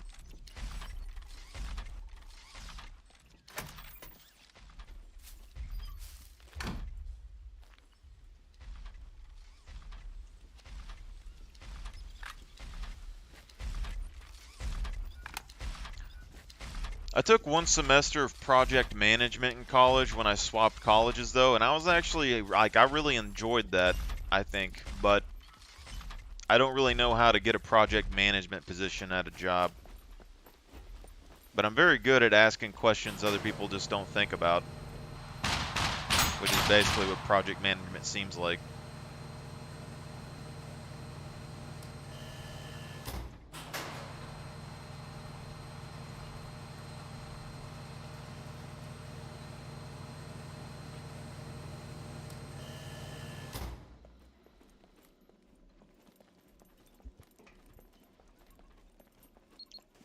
Main thing is that people probably wouldn't like a robot that did that every single time because it would hurt their efficiency.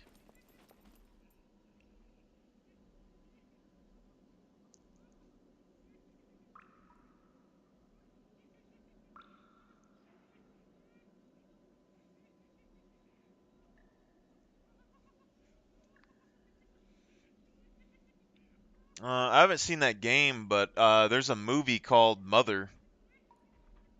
It's about an AI that did some fucked up shit.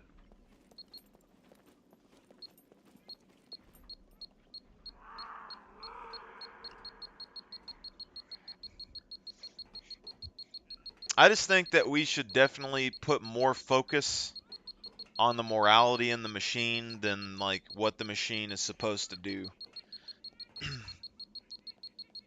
And not just like, hey, this is good, this is bad, or something. Like, we need to somehow turn philosophical thoughts into code, which is going to be kind of difficult to do.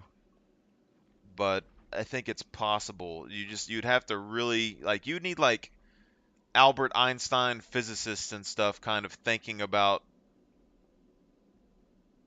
the potential thought process of an AI.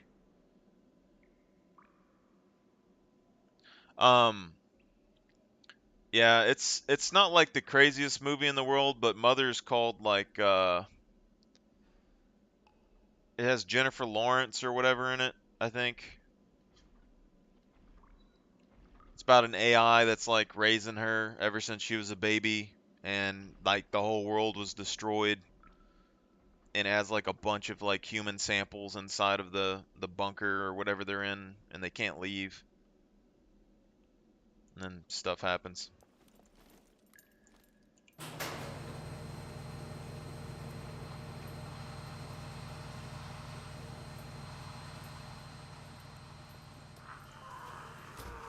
I feel so powerful with this gun, man. How could you die with a gun?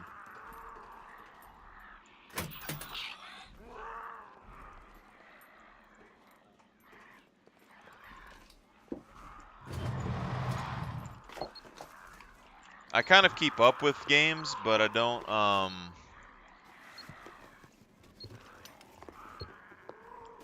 I'm definitely, like, I watch a lot more movies than I do play video games, because I don't have to spend a lot of money on movies, but Soma.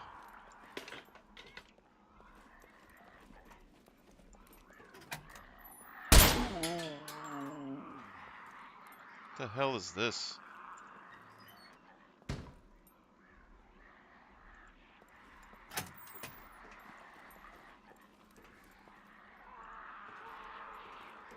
Game devs, you have problem. You can use this for cover in here, that's crazy.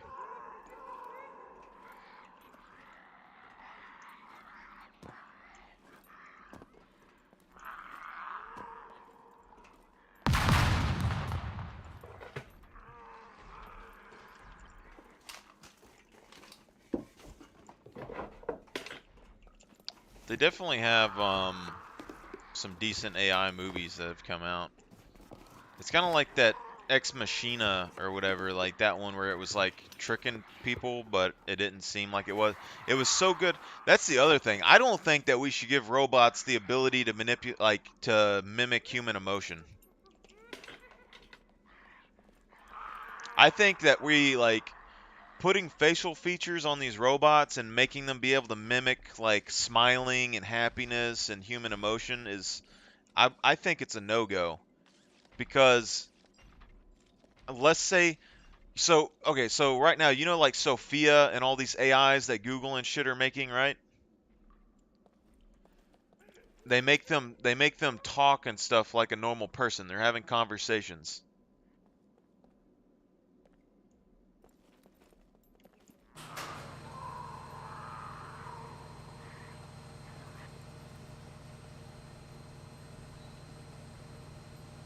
See, I think that'd be pretty good.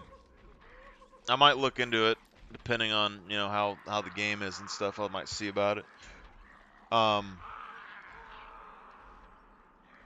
I don't think that you should give the AI though. So like Sophia and all them, they shouldn't have the ability to manipulate human emotion by, because say like I think I think this is what we have to do to limit the potential threat of AI is we have to limit their vocabulary down very specifically. They don't need access to the whole English vocab because they could say something like I want to help humans or whatever, and they have so many words they could manipulate the phrases to mean certain things. Whereas if you give them very specific things that they say, like if anything that has to do with danger, you say harm, or anything that has to do with um, anything good, you could say like productive or something. So like instead of phrasing like full on sentences that could have any meaning, you limit it down to like a few words, and then when the AI uses a word that's doesn't necessarily fit what you think it should be saying, you'd be like, hold up a second, something's off here.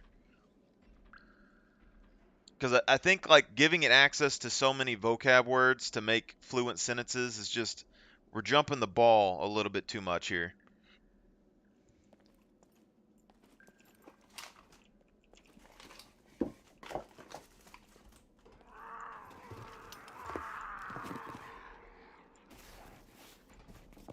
Like we need to make their talk like binary. I ain't gonna say that I know how to program or anything, but I'm assuming you have something that's in your programming that's like, hey, yes or no, yes or no, yes or no.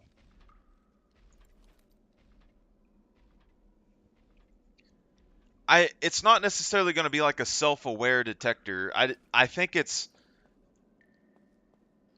so if you ask it a question like, hey, did you complete such and such task? Yes or no? Okay, so it's going to be able to say yes or no. And then when you ask it like what it thinks about something, instead of it being like, I think the human population is great and in such and such time, and I'm going to help it achieve all these goals in such and such period of time, and everything's going to be great. I think it needs to talk like something like, humans, yes, help, yes. You know, like something very basic and binary to where there's no confusion on what the hell it's talking about. Because if we add in like all of the words, you know, so like the sentences might not necessarily make sense to people, but it needs to have something to where we can kind of realize when something's going wrong in the robot instead of it just being like talking fine and being able to smile at you and people are like, "Oh, it's smiling, it's happy." Cuz people are stupid.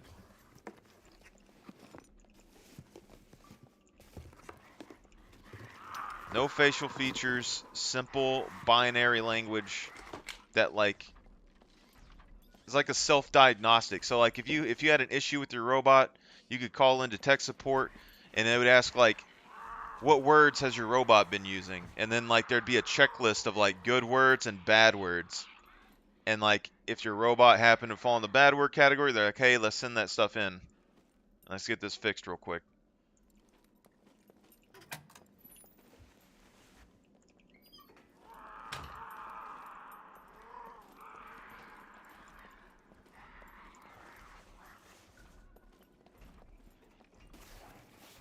Kind of like a diagnostic tool, I guess.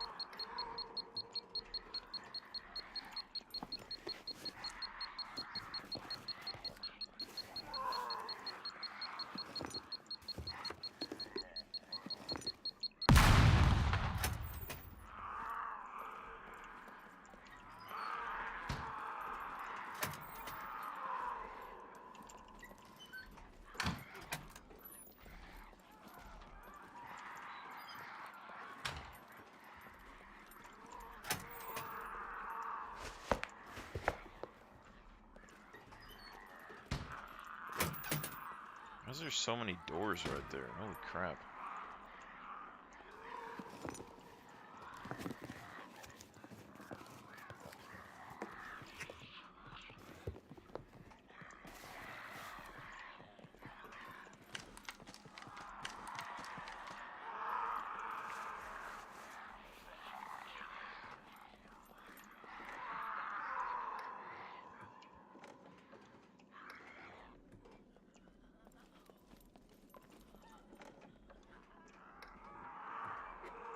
Knowledge transfer. They're gonna plug you up to the hive mind. Sounds like you're an AI.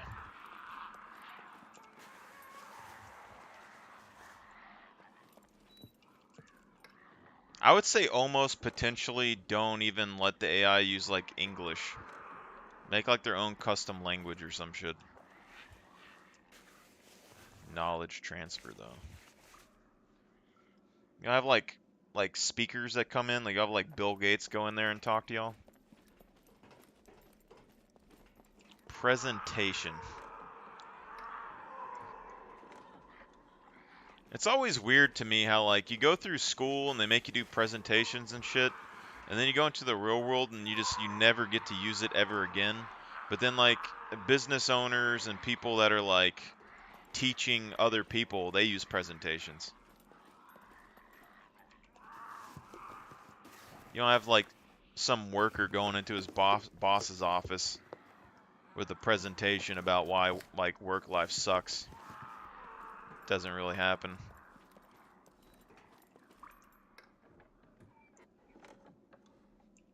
I haven't even used a PowerPoint slide, and I don't even know how long. And I was really good at doing presentations in college.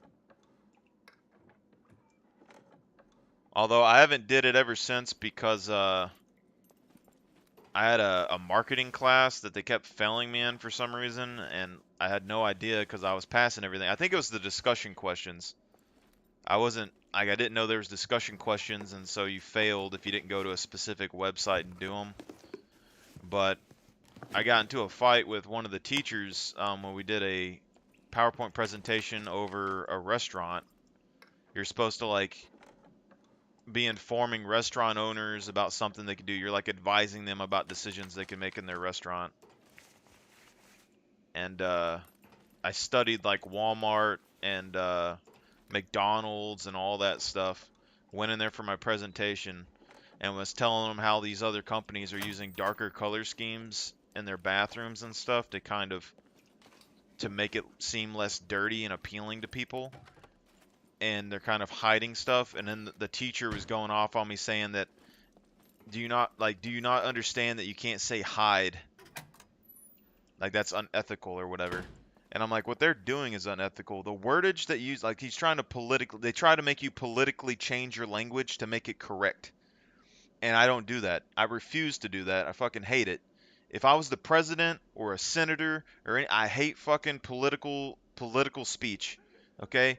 Just say it. If you can't say something, well, you can have a filter, but like writing laws and legal things, talking to people on stage, stuff like that, you need to use basic fucking language that anybody can understand and not these big sophisticated IVV words that mean like three things and you can try to sneak something underneath in the word in the fine print. Some bull. It's just like, why do they have these big ass legal bill packets that they do inside of the actual, like, in Congress and shit? They go and they like do these packets where I get that they're kind of making deals with each other and like, hey, you can pass this, and if we can pass this and blah blah, and it goes into a packet. But I think that's stupid. It should just be, hey, this is an issue. Let's talk about it. Yay or nay, yes or no. It's done. Okay? Yes, no. Boom. Next thing. Yes, no. Boom. Next thing. And if you look at like these guys who talk in politics, they're in there. Their job is to like make laws and stuff and talk things over and all that. But I started watching the TV like viewing of these things. Um,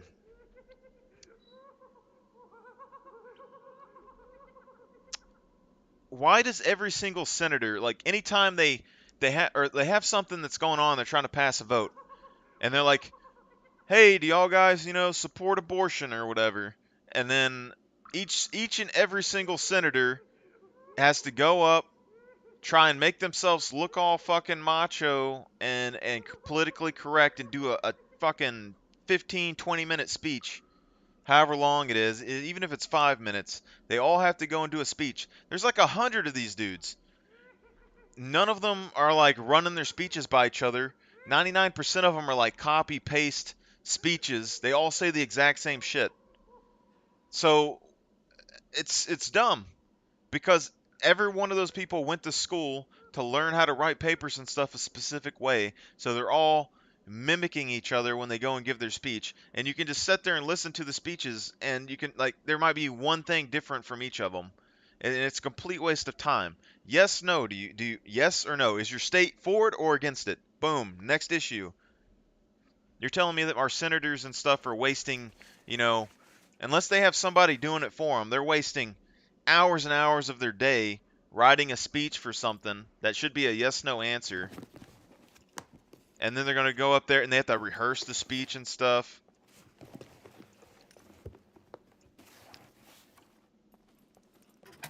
Everyone's trying to trick you, though. That's the problem. The morality is just shifted completely in the country. I just don't...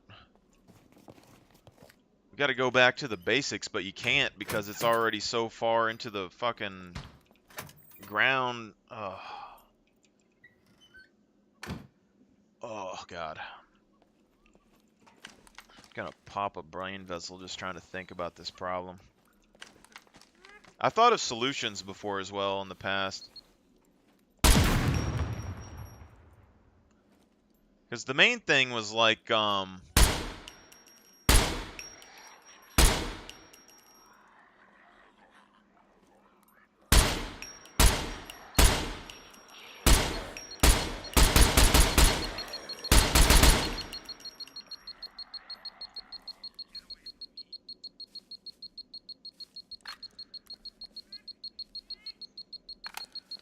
so the main thing with this is like, I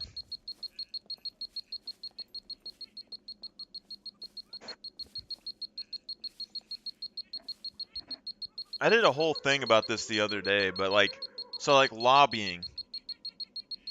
I don't think that corporations or anything should have any influence over government for the most part. Corporations should be trying to sway public opinion, which then affects the government.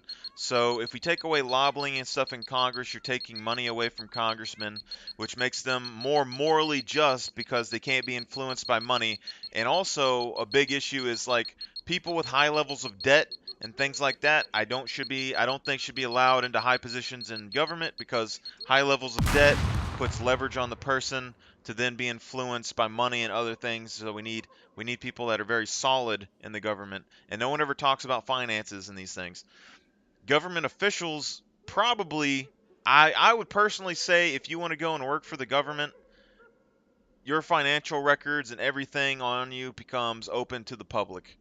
Okay, because it's your choice to become part of the government, and the public has to have trust in you. So I don't think necessarily that when it comes to government positions that people have should have the same protections as like a private citizen. Um, and then corporations, if they all their lobbying money gets taken out of the government, then they're going to have so much more money that they can invest in their workers and additional product and additional research and different factories or marketing to try and influence the public opinion. But people are so like, I don't understand how people are so influenced by stuff that's so basic, like packaging. People are consumers. They just consume and they don't think about anything, and it bugs the hell out of me.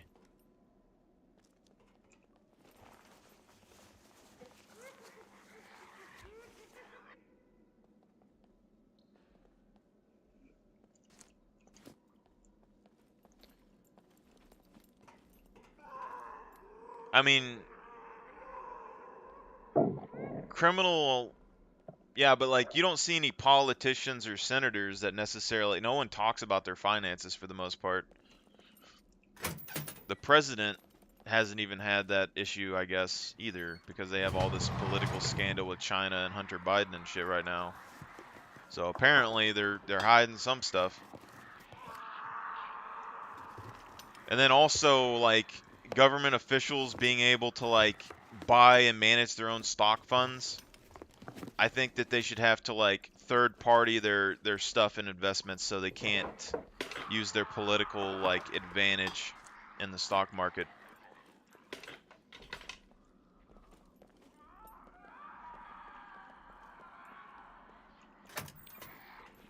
No one should be able to like just manipulate anything for like cash value. I would almost say like government officials shouldn't even get like these huge wages. Why do they become millionaires and stuff when they get up there? They should have like a livable wage and potentially like free housing or something while they're in the government premises, and then just kind of manage everything else after that. It should be like community service.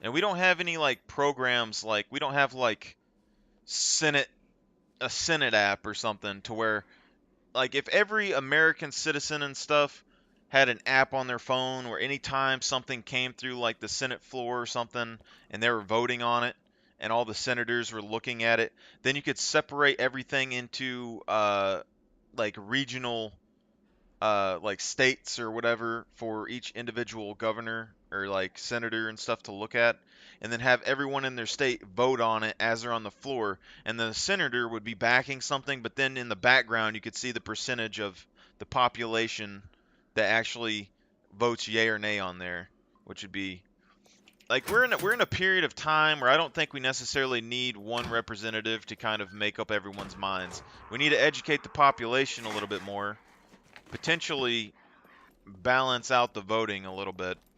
Um,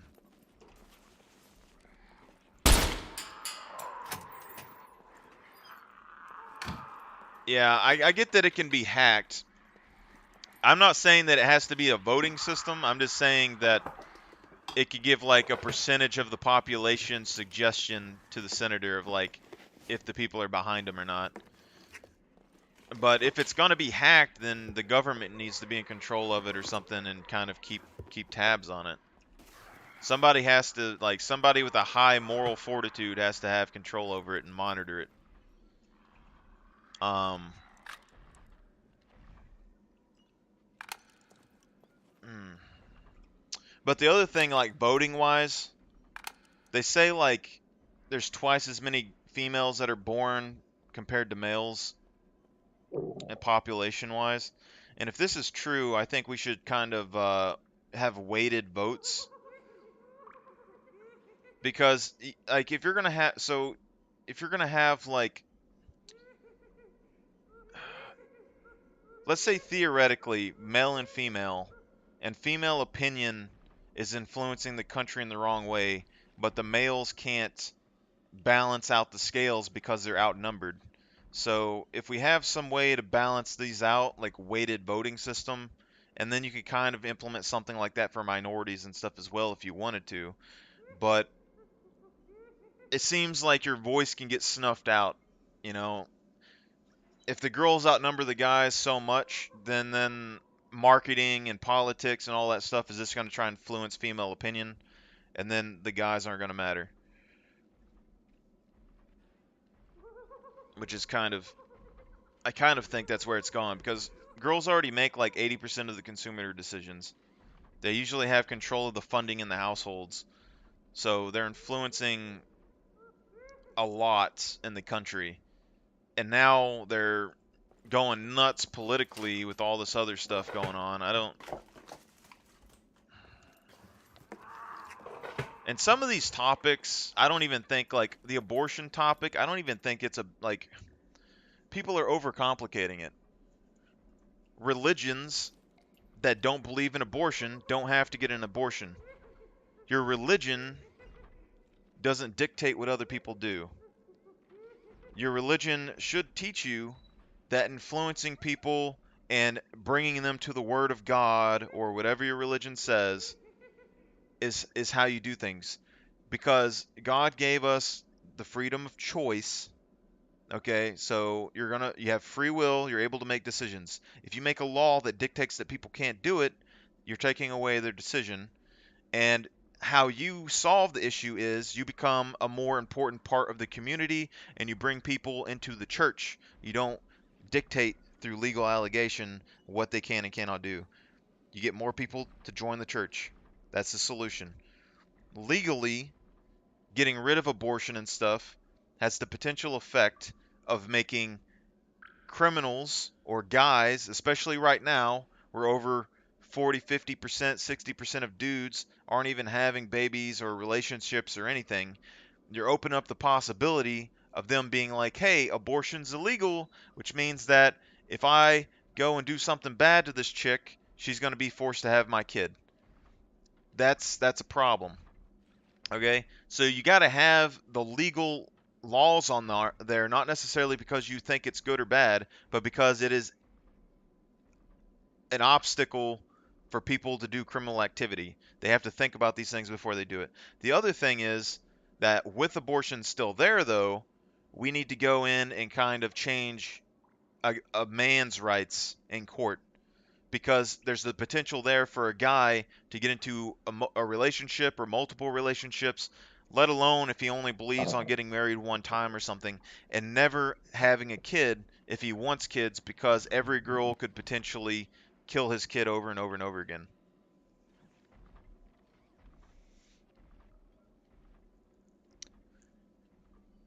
I'm for choice as well, and I would believe that if it doesn't affect me, I'm fine with it. I don't really care. The problem is that too many people have this point of view, and so they're laying down, and then the other side is running over everything, and they're enforcing these crazy laws.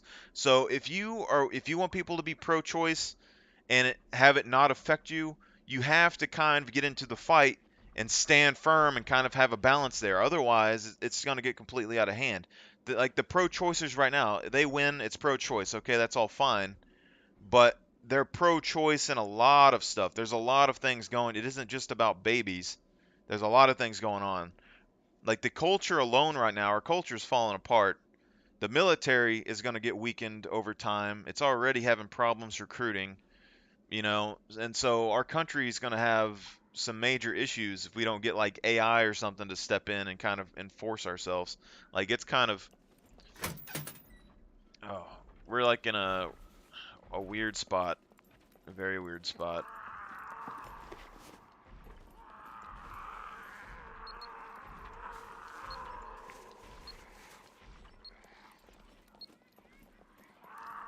And also, when they say like pro-choice, they say that this is a free country and we have like all these freedoms and stuff. and you can't take them away. But the thing is, if you're in a country and it's an absolutely free country, there's no rules. I believe that when the founding fathers drafted everything and they made the United States, it wasn't like we're going to be free and do whatever the fuck you want. I think it's civilized freedom. I think they had an idea of civilized freedom where you had a responsibility to your country, and if you took the responsibility, you got to help shape and form the country. The problem is right now there's people that aren't taking any responsibility for themselves or the country, and they're still trying to influence the country's direction, which is kind of running it into the ground. Okay? If you have a civilized, free society, you give up some of your freedoms for safety and order, and that's going to be about the gist of it. But we're not, like, you're not going to give up so many freedoms that you're just like a slave. It's not happening. Well, that's the other thing with like this border thing. Like they have the open borders. I don't have anything necessarily I don't like about immigrants for the most part. But the problem is that if you have a country, oh, let me step inside this my office real quick. Let me step in my office real quick here.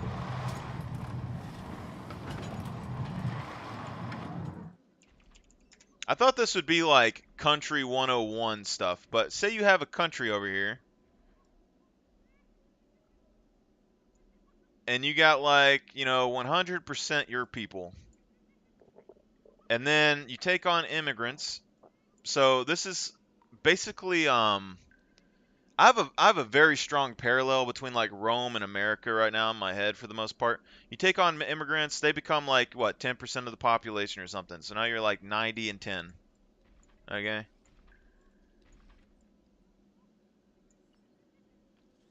These people, it takes time for them to assimilate into the population and have similar morals and beliefs and stuff like this. Okay? Now, when you have a bunch of immigration coming in, they don't necessarily have the same belief system as you. So if you were a 100% moral society, you're taking on the risk of these people doing immoral things. Okay? Even though your own people can do this as well. The problem with open borders isn't necessarily that people are coming across, which I get with a global market and economy. Eventually, we're going to have open borders at some point. But the problem is you can take something like China and you have open borders, and these guys are fine, like they're able to vote in some states and stuff or affecting the Senate. You can then have like 50% of China's population or something shipped straight over into your country. Put this into like a 60-40 percentage of Americans and Chinese in the same country and completely influence everything culturally and like legally, politically. You can have just massive influxes here. And then with immigration, our old policy was something there's like billions, like this right here, there'd be like billions and billions and billions of people that are impoverished in the world, okay? To give everyone the same benefits as Americans have in the US is basically almost impossible, I would think. And Americans aren't really a huge percentage of the population, but 99% of these guys overconsume because they want the best life possible. They want to be millionaires, they want the Ferraris, they want like 15 houses, okay? And then you have like the people in the middle that are like wanting, everybody on both sides to get equal everything. Okay, so these are like the socialist people. But we're taking immigrants into the country. I think it was like 1 million a year, something like that. And they were wanting to increase it to 2 million. And at 1 million, we can barely sustain that. With 2 million, our whole everything's going to collapse. We're already lucky enough that Medicare and Social Security and stuff is going to collapse. It's going to drive the country into the fucking ground at some point. So we probably never should have did that. We're trying to take care of too many people, even inside of our own country, where the family unit, families, so like Medicare, it's so like elderly people can take care of themselves or whatever. But families in the U.S., every person in their family wants to go get a house, wants to go get a car, wants to go get a job, wants to go travel, all this stuff. They all want their own health care and all that. Where in the past, it was one family took care of each other. They probably lived pretty close together, probably in the same household or something. Once somebody in your family found like a marriage or was in a stable thing, then they would go get another vehicle, a house or whatever else. And so it slowed everything down, but the elderly, you'd have more kids able to support their grandparents. Now, with a completely open border or anything like this, also we're taking 1 million, potentially 2 million immigrants into the U.S., but over here, all these impoverished people in the world are increasing by like 80 million a year. Okay? And we're not going to like an African village where these people don't have water and taking their kids and taking them to the US and giving them a good life.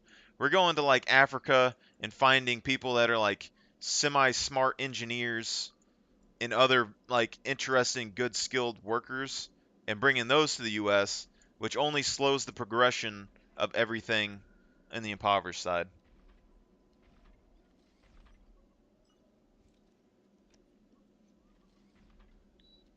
I think it's personally, I think it's like a global control type of thing.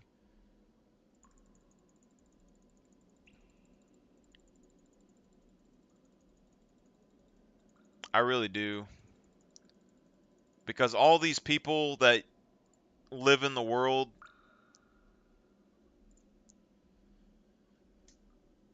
once they, so take Africa for instance. They have a shit ton of natural resources and stuff. They don't advance very often or as fast because they've been in like conflict. Like all these squares are a different tribe or a different state or whatever, and they've been fighting each other for fucking ever, so they can never get anything done. And then all these bigger outside countries are coming in, especially China right now, and taking the resources out of the country and putting it here. And then the US has some things in here, but usually they're trying to help these people out, and by help them, they're taking their labor forces to the US and they're making them dependent on US supply. US to keep its, economic goals and its green uh, energy production or whatever, instead of using efficient energy production in the US and making us look bad, they're trying to maintain an image and political standing. So they're shipping all the production and stuff to these places that are less energy efficient and all of that, which is boosting the economy of these places as well as increasing the CO2 and other stuff coming off of this. So we're indirectly kind of taking advantage of these places as well as empowering stuff like China, but it also makes China dependent on the US, whereas if China became a self-sufficient country, it could potentially threaten the US. So it's kind of like they're using it to kind of bottleneck countries economically, which I never fully understood because as far as I knew, communist countries could do whatever the fuck they wanted. So I don't see why these countries can't just like say, "Hey, we're gonna do whatever we want," and then when their citizens complain about it, they just be like, "Hey, this is the new currency. You're gonna use it, like it, get over it." But we're seeing things now where the country's citizens, like China, they're becoming more aware and connected to the U.S. culture, and the U.S. culture is breaking down other cultures like China and the Middle East and all of that. So all these cultures are starting to adopt these modern principles in the U.S., which means that now if these countries like communist China tries to manhandle its citizens into doing something and they feel that it's unfair, they're more likely to revolt. We're also using more resources out of other countries. It's kind of like so like when we went to the Middle East to get oil, like we fought over the oil there. and then we allowed them to keep the oil instead of taking it. Part of the reason why I think the US never really fully got into our oil supply is because we could go over here, buy the oil, and then I think they were planning on running these guys dry. And then the only supplier of oil would be the US, because they used to think that the US, like the oil supply was fairly limited, and then they started fracking and stuff and finding more and more oil.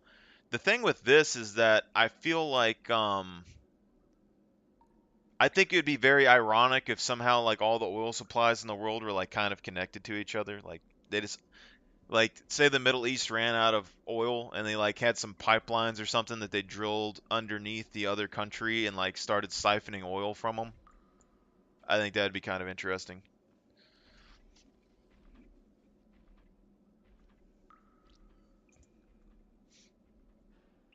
Yeah. And I think we're pushing like renewable energy a bit too much right now, but there is word through the grapevine that we could potentially try. There's a working theory or plan to build a fission reactor, I believe, and they're saying like 3 to 5 years. Um, so if they're able to get a fission reactor working, I could see benefits of having more and more renewable energy because that'd be really good. But I think we're pushing renewable energy a bit too hard this early. I think oil still has a very vital role in that we should still be producing this as much as we can. And then even when we start making fission reactors and stuff, uh, the rest of the world isn't going to be able to. So like US probably will, China might be on board with that, some of the European countries, but places like Africa, they're not going to be able to produce a fission generator, especially early, unless the US or some other country goes in there, and then they're going to claim control over it, and that country is going to be completely under the whims of whoever has the power. Because like food and energy and all that stuff is, especially right now, power, smartphones, all that, that's like almost something that people would consider essential to their life. So if you have control over those things, you have power over a lot of people, a lot of influence. But I'm not a politician or anything, okay? I've only, since I was a kid studied warfare and educational stuff and animals and all kinds of random educational material throughout my whole life. Um and I ain't going to say that I'm the smartest person in the world, but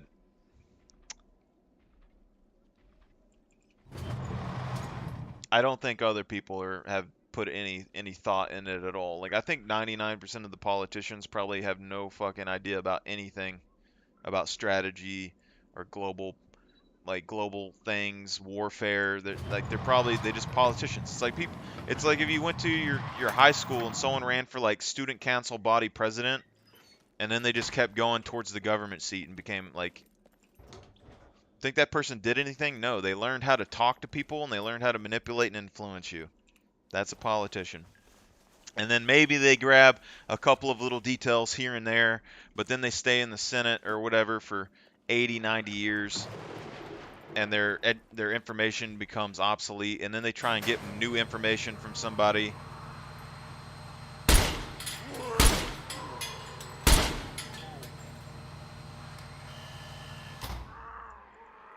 and that new information that somebody gives them, like lobbyists, influences their opinion, but the information's bad.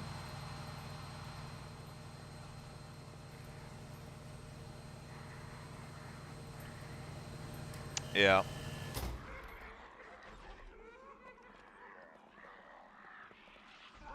I have seen the water thing. I've seen a couple of different viewpoints on that too at some point.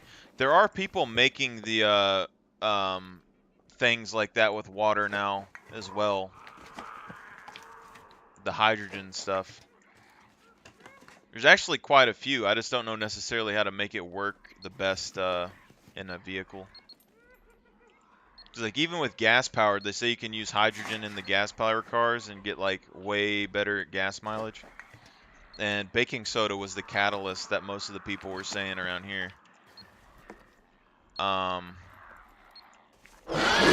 you have like distilled water, baking soda, then you have an external bottle to kind of capture moisture, and then you pump the hydrogen into your truck, and then they were saying you could get like 80, 90 miles to the gallon.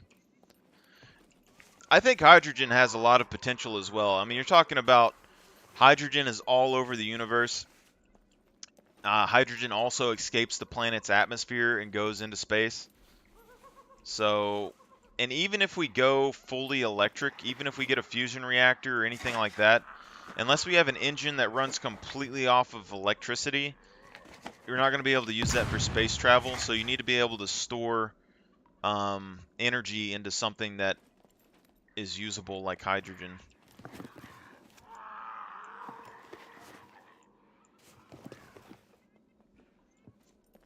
Yeah, I mean, you can use hydrogen to power a car for sure. The other thing too is that this wasn't really it wasn't really that unknown in the first place in the beginning, because in the Depression, so gasoline and stuff became very hard to find during the Depression, and people, I forget what they're called. They're called like something with a D, I think. But basically, they were taking fires. They're taking like a let me get my paint again. There's these devices that they were hooking up to fuel their cars. It was basically a thing with a fire in it, and then it had a pipe that went up, and inside the pipe they had like, you know, sand and coal and stuff, and they were filtering it, and there was like some gas that was cold that came out the bottom, and they would use it to fill their car. So you had to burn biological material to get the gas out, and then they were running their cars off of it.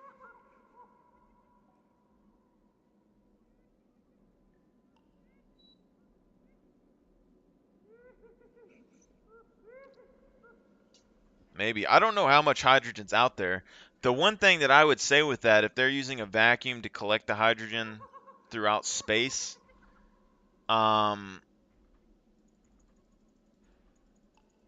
what happens when you run into a pocket of space that doesn't have hydrogen in it? I think that's a little bit risky.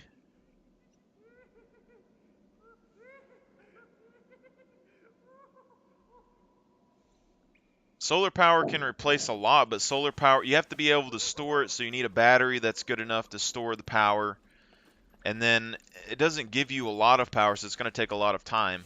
But if you use solar, for instance, to make hydrogen, then it could still store, and you wouldn't need a battery to store, you just need containers to store the hydrogen.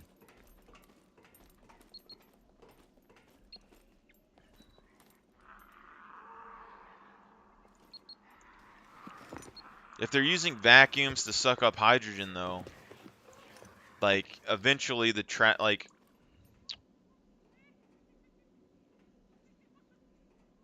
unless the universe somehow replenishes the hydrogen fast enough, I don't really know. If it's something like a normal vacuum where gas spreads out until it's evenly covering an entire surface, I could understand it. I don't know the physics behind it. But if this was the universe and this is all full of hydrogen, and say that we send a spaceship through space and it's collecting hydrogen as it's going through, if more hydrogen doesn't flow into the area and another spaceship comes through the same area, then you run into the potential of running into a dead zone with no hydrogen gas, and then it gets stuck.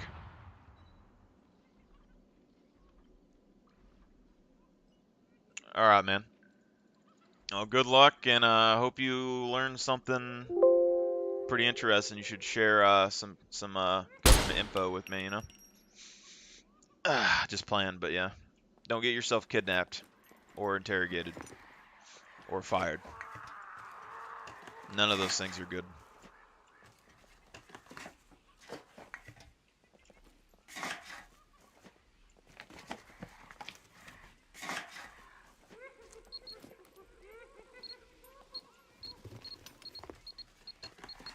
Why are there so many puppets in this bunker, man?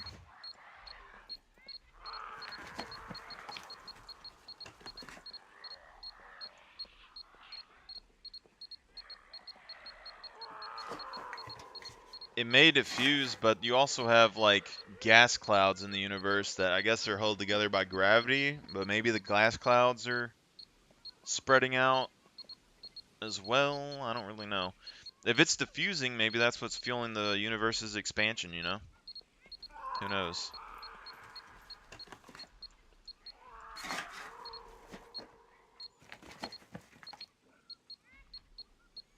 Alright, see you, man. Good luck.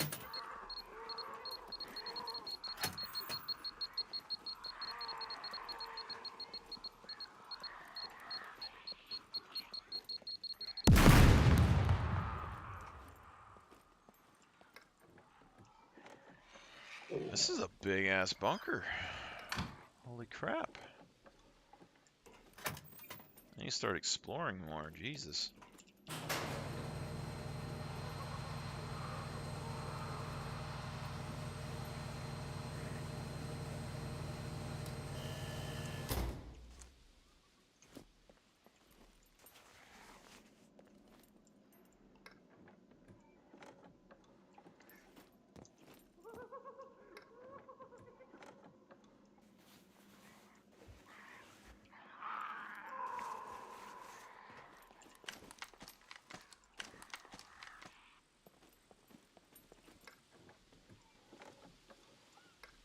What if God was one of us?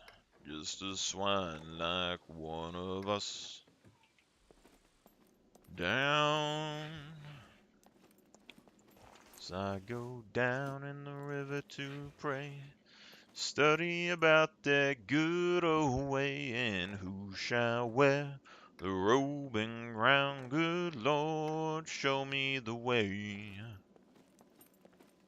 Oh, brothers, let's go down,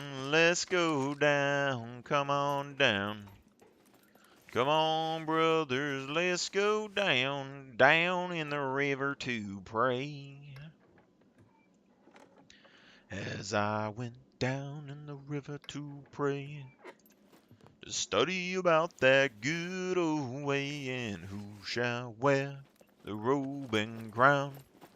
Good Lord, show me the way. Alright, we're probably going to die here. I'm just going to go ahead and give another tier.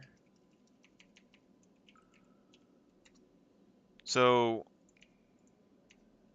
the goal of this exercise is to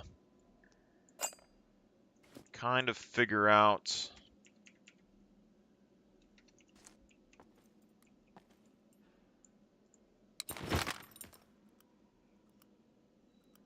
what kind of items we can get our hands on in a kill box, even if we don't really have necessarily the best demo skill or anything. And I could level my demo skill up, but I just didn't feel like it. So, yeah. As I went down in the river to pray, to study about that good old way, and who shall wear the robe and crown? Good Lord, show me the way. Oh, mothers, let's go down, come on down. Come on, mother, let's go down, down in the river to pray. Hey, pup. Huh. All adorable down there. All adorable. My name is Marlax, and I want to run for your president. Vote for me in 2030. I promise not to take any major pay improvements. Any excess pay, I will hire interns. I will take a Republican and Democrat runner up for president and set them down on a talk show, and we will talk over all the political issues as they happen real time. We will solve all of your problems as best we can.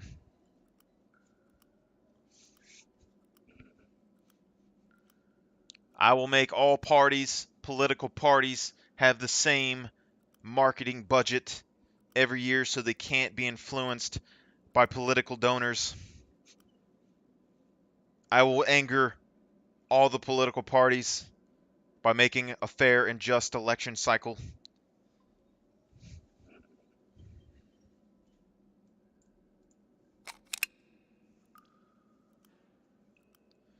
And probably get assassinated. But I will be the only president that wears a bulletproof vest and a pistol on my hip at all times, as I will die for my Secret Service, as they will die for me. So that's a brotherhood. Why don't any presidents carry guns? It doesn't make any sense. I get that it's like the politically correct thing to do, but you're telling me that none of these guys that were like from Texas carried a gun? That's un-American.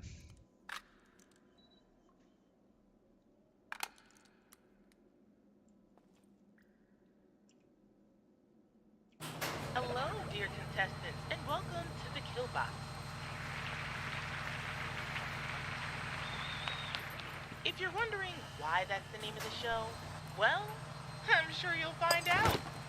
Rules are simple. You have 15 minutes to acquire as much goodies as you can. One wrong step, though, and you better start running. It's a kill box, not a gift box.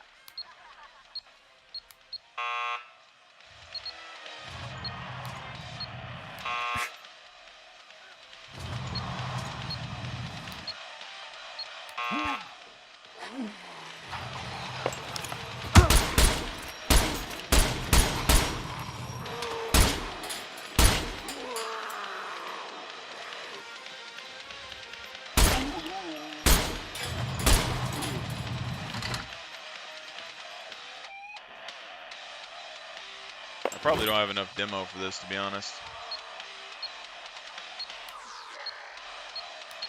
And here I am, thinking you're going to be a star. How foolish of me.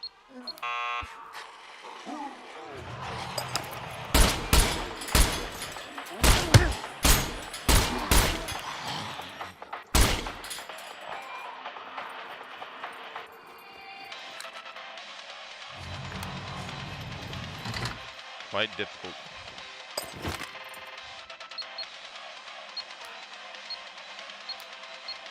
Whatever you did, it ain't good. So try somewhere else.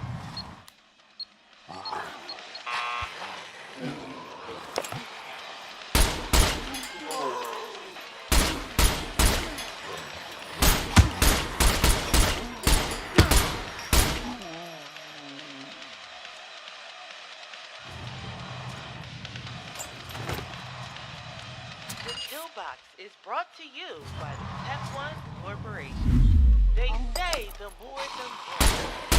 So let's make it a party.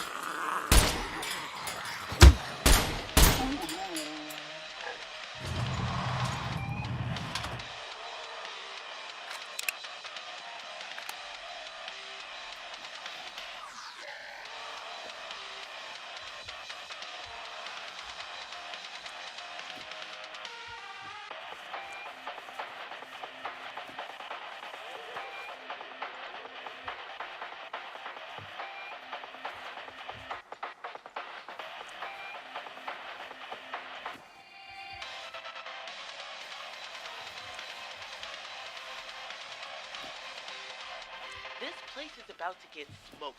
Get out while you still have a chance. Or at least get a gas mask.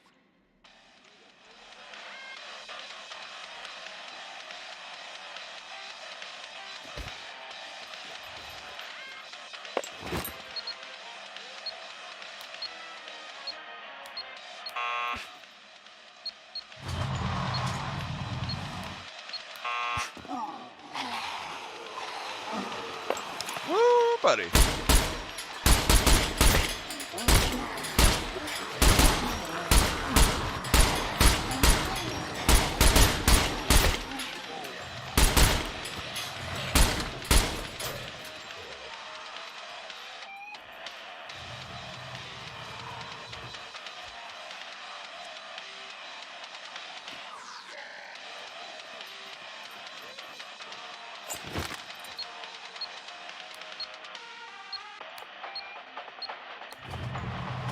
Hey, we got one. Prisoner safety is a standard we care for deeply in Tech 1. It's getting a bit boring. Here, have a bit of entertainment.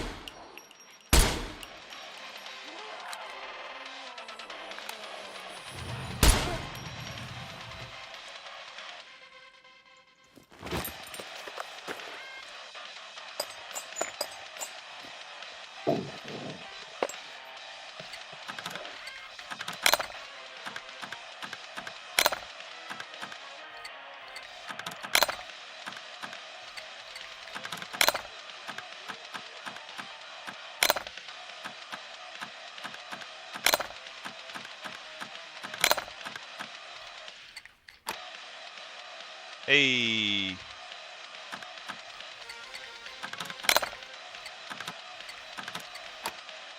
Hey.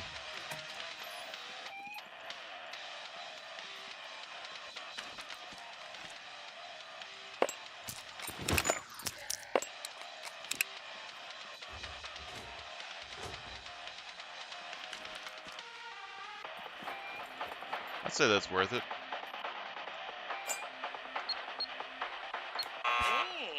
And you just officially blew it. Your mother would be ashamed by your pathetic performance. 30 seconds left. Woo, buddy. And that would be all. The only thing here is a swift and painless death provided by our lady. I highly recommend it. 10 seconds mark. 5, 4, 3, 2, 1. Interesting. No demo skill, we pulled it off. So with no demo skill, you're able to cut about 2 wires fairly easily. So you're looking at 5 wires, you cut 2, then you have a 1 in 3 chance of cutting the 3rd wire. Is what that's boiling down to.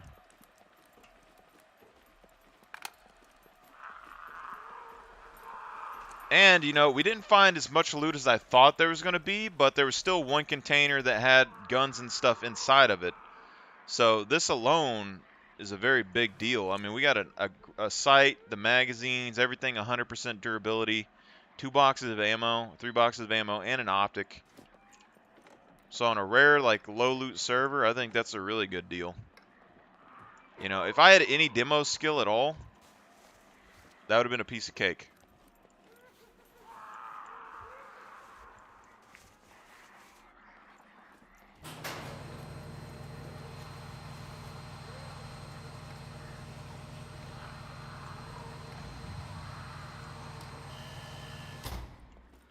Key cards are basically a gun. 100%.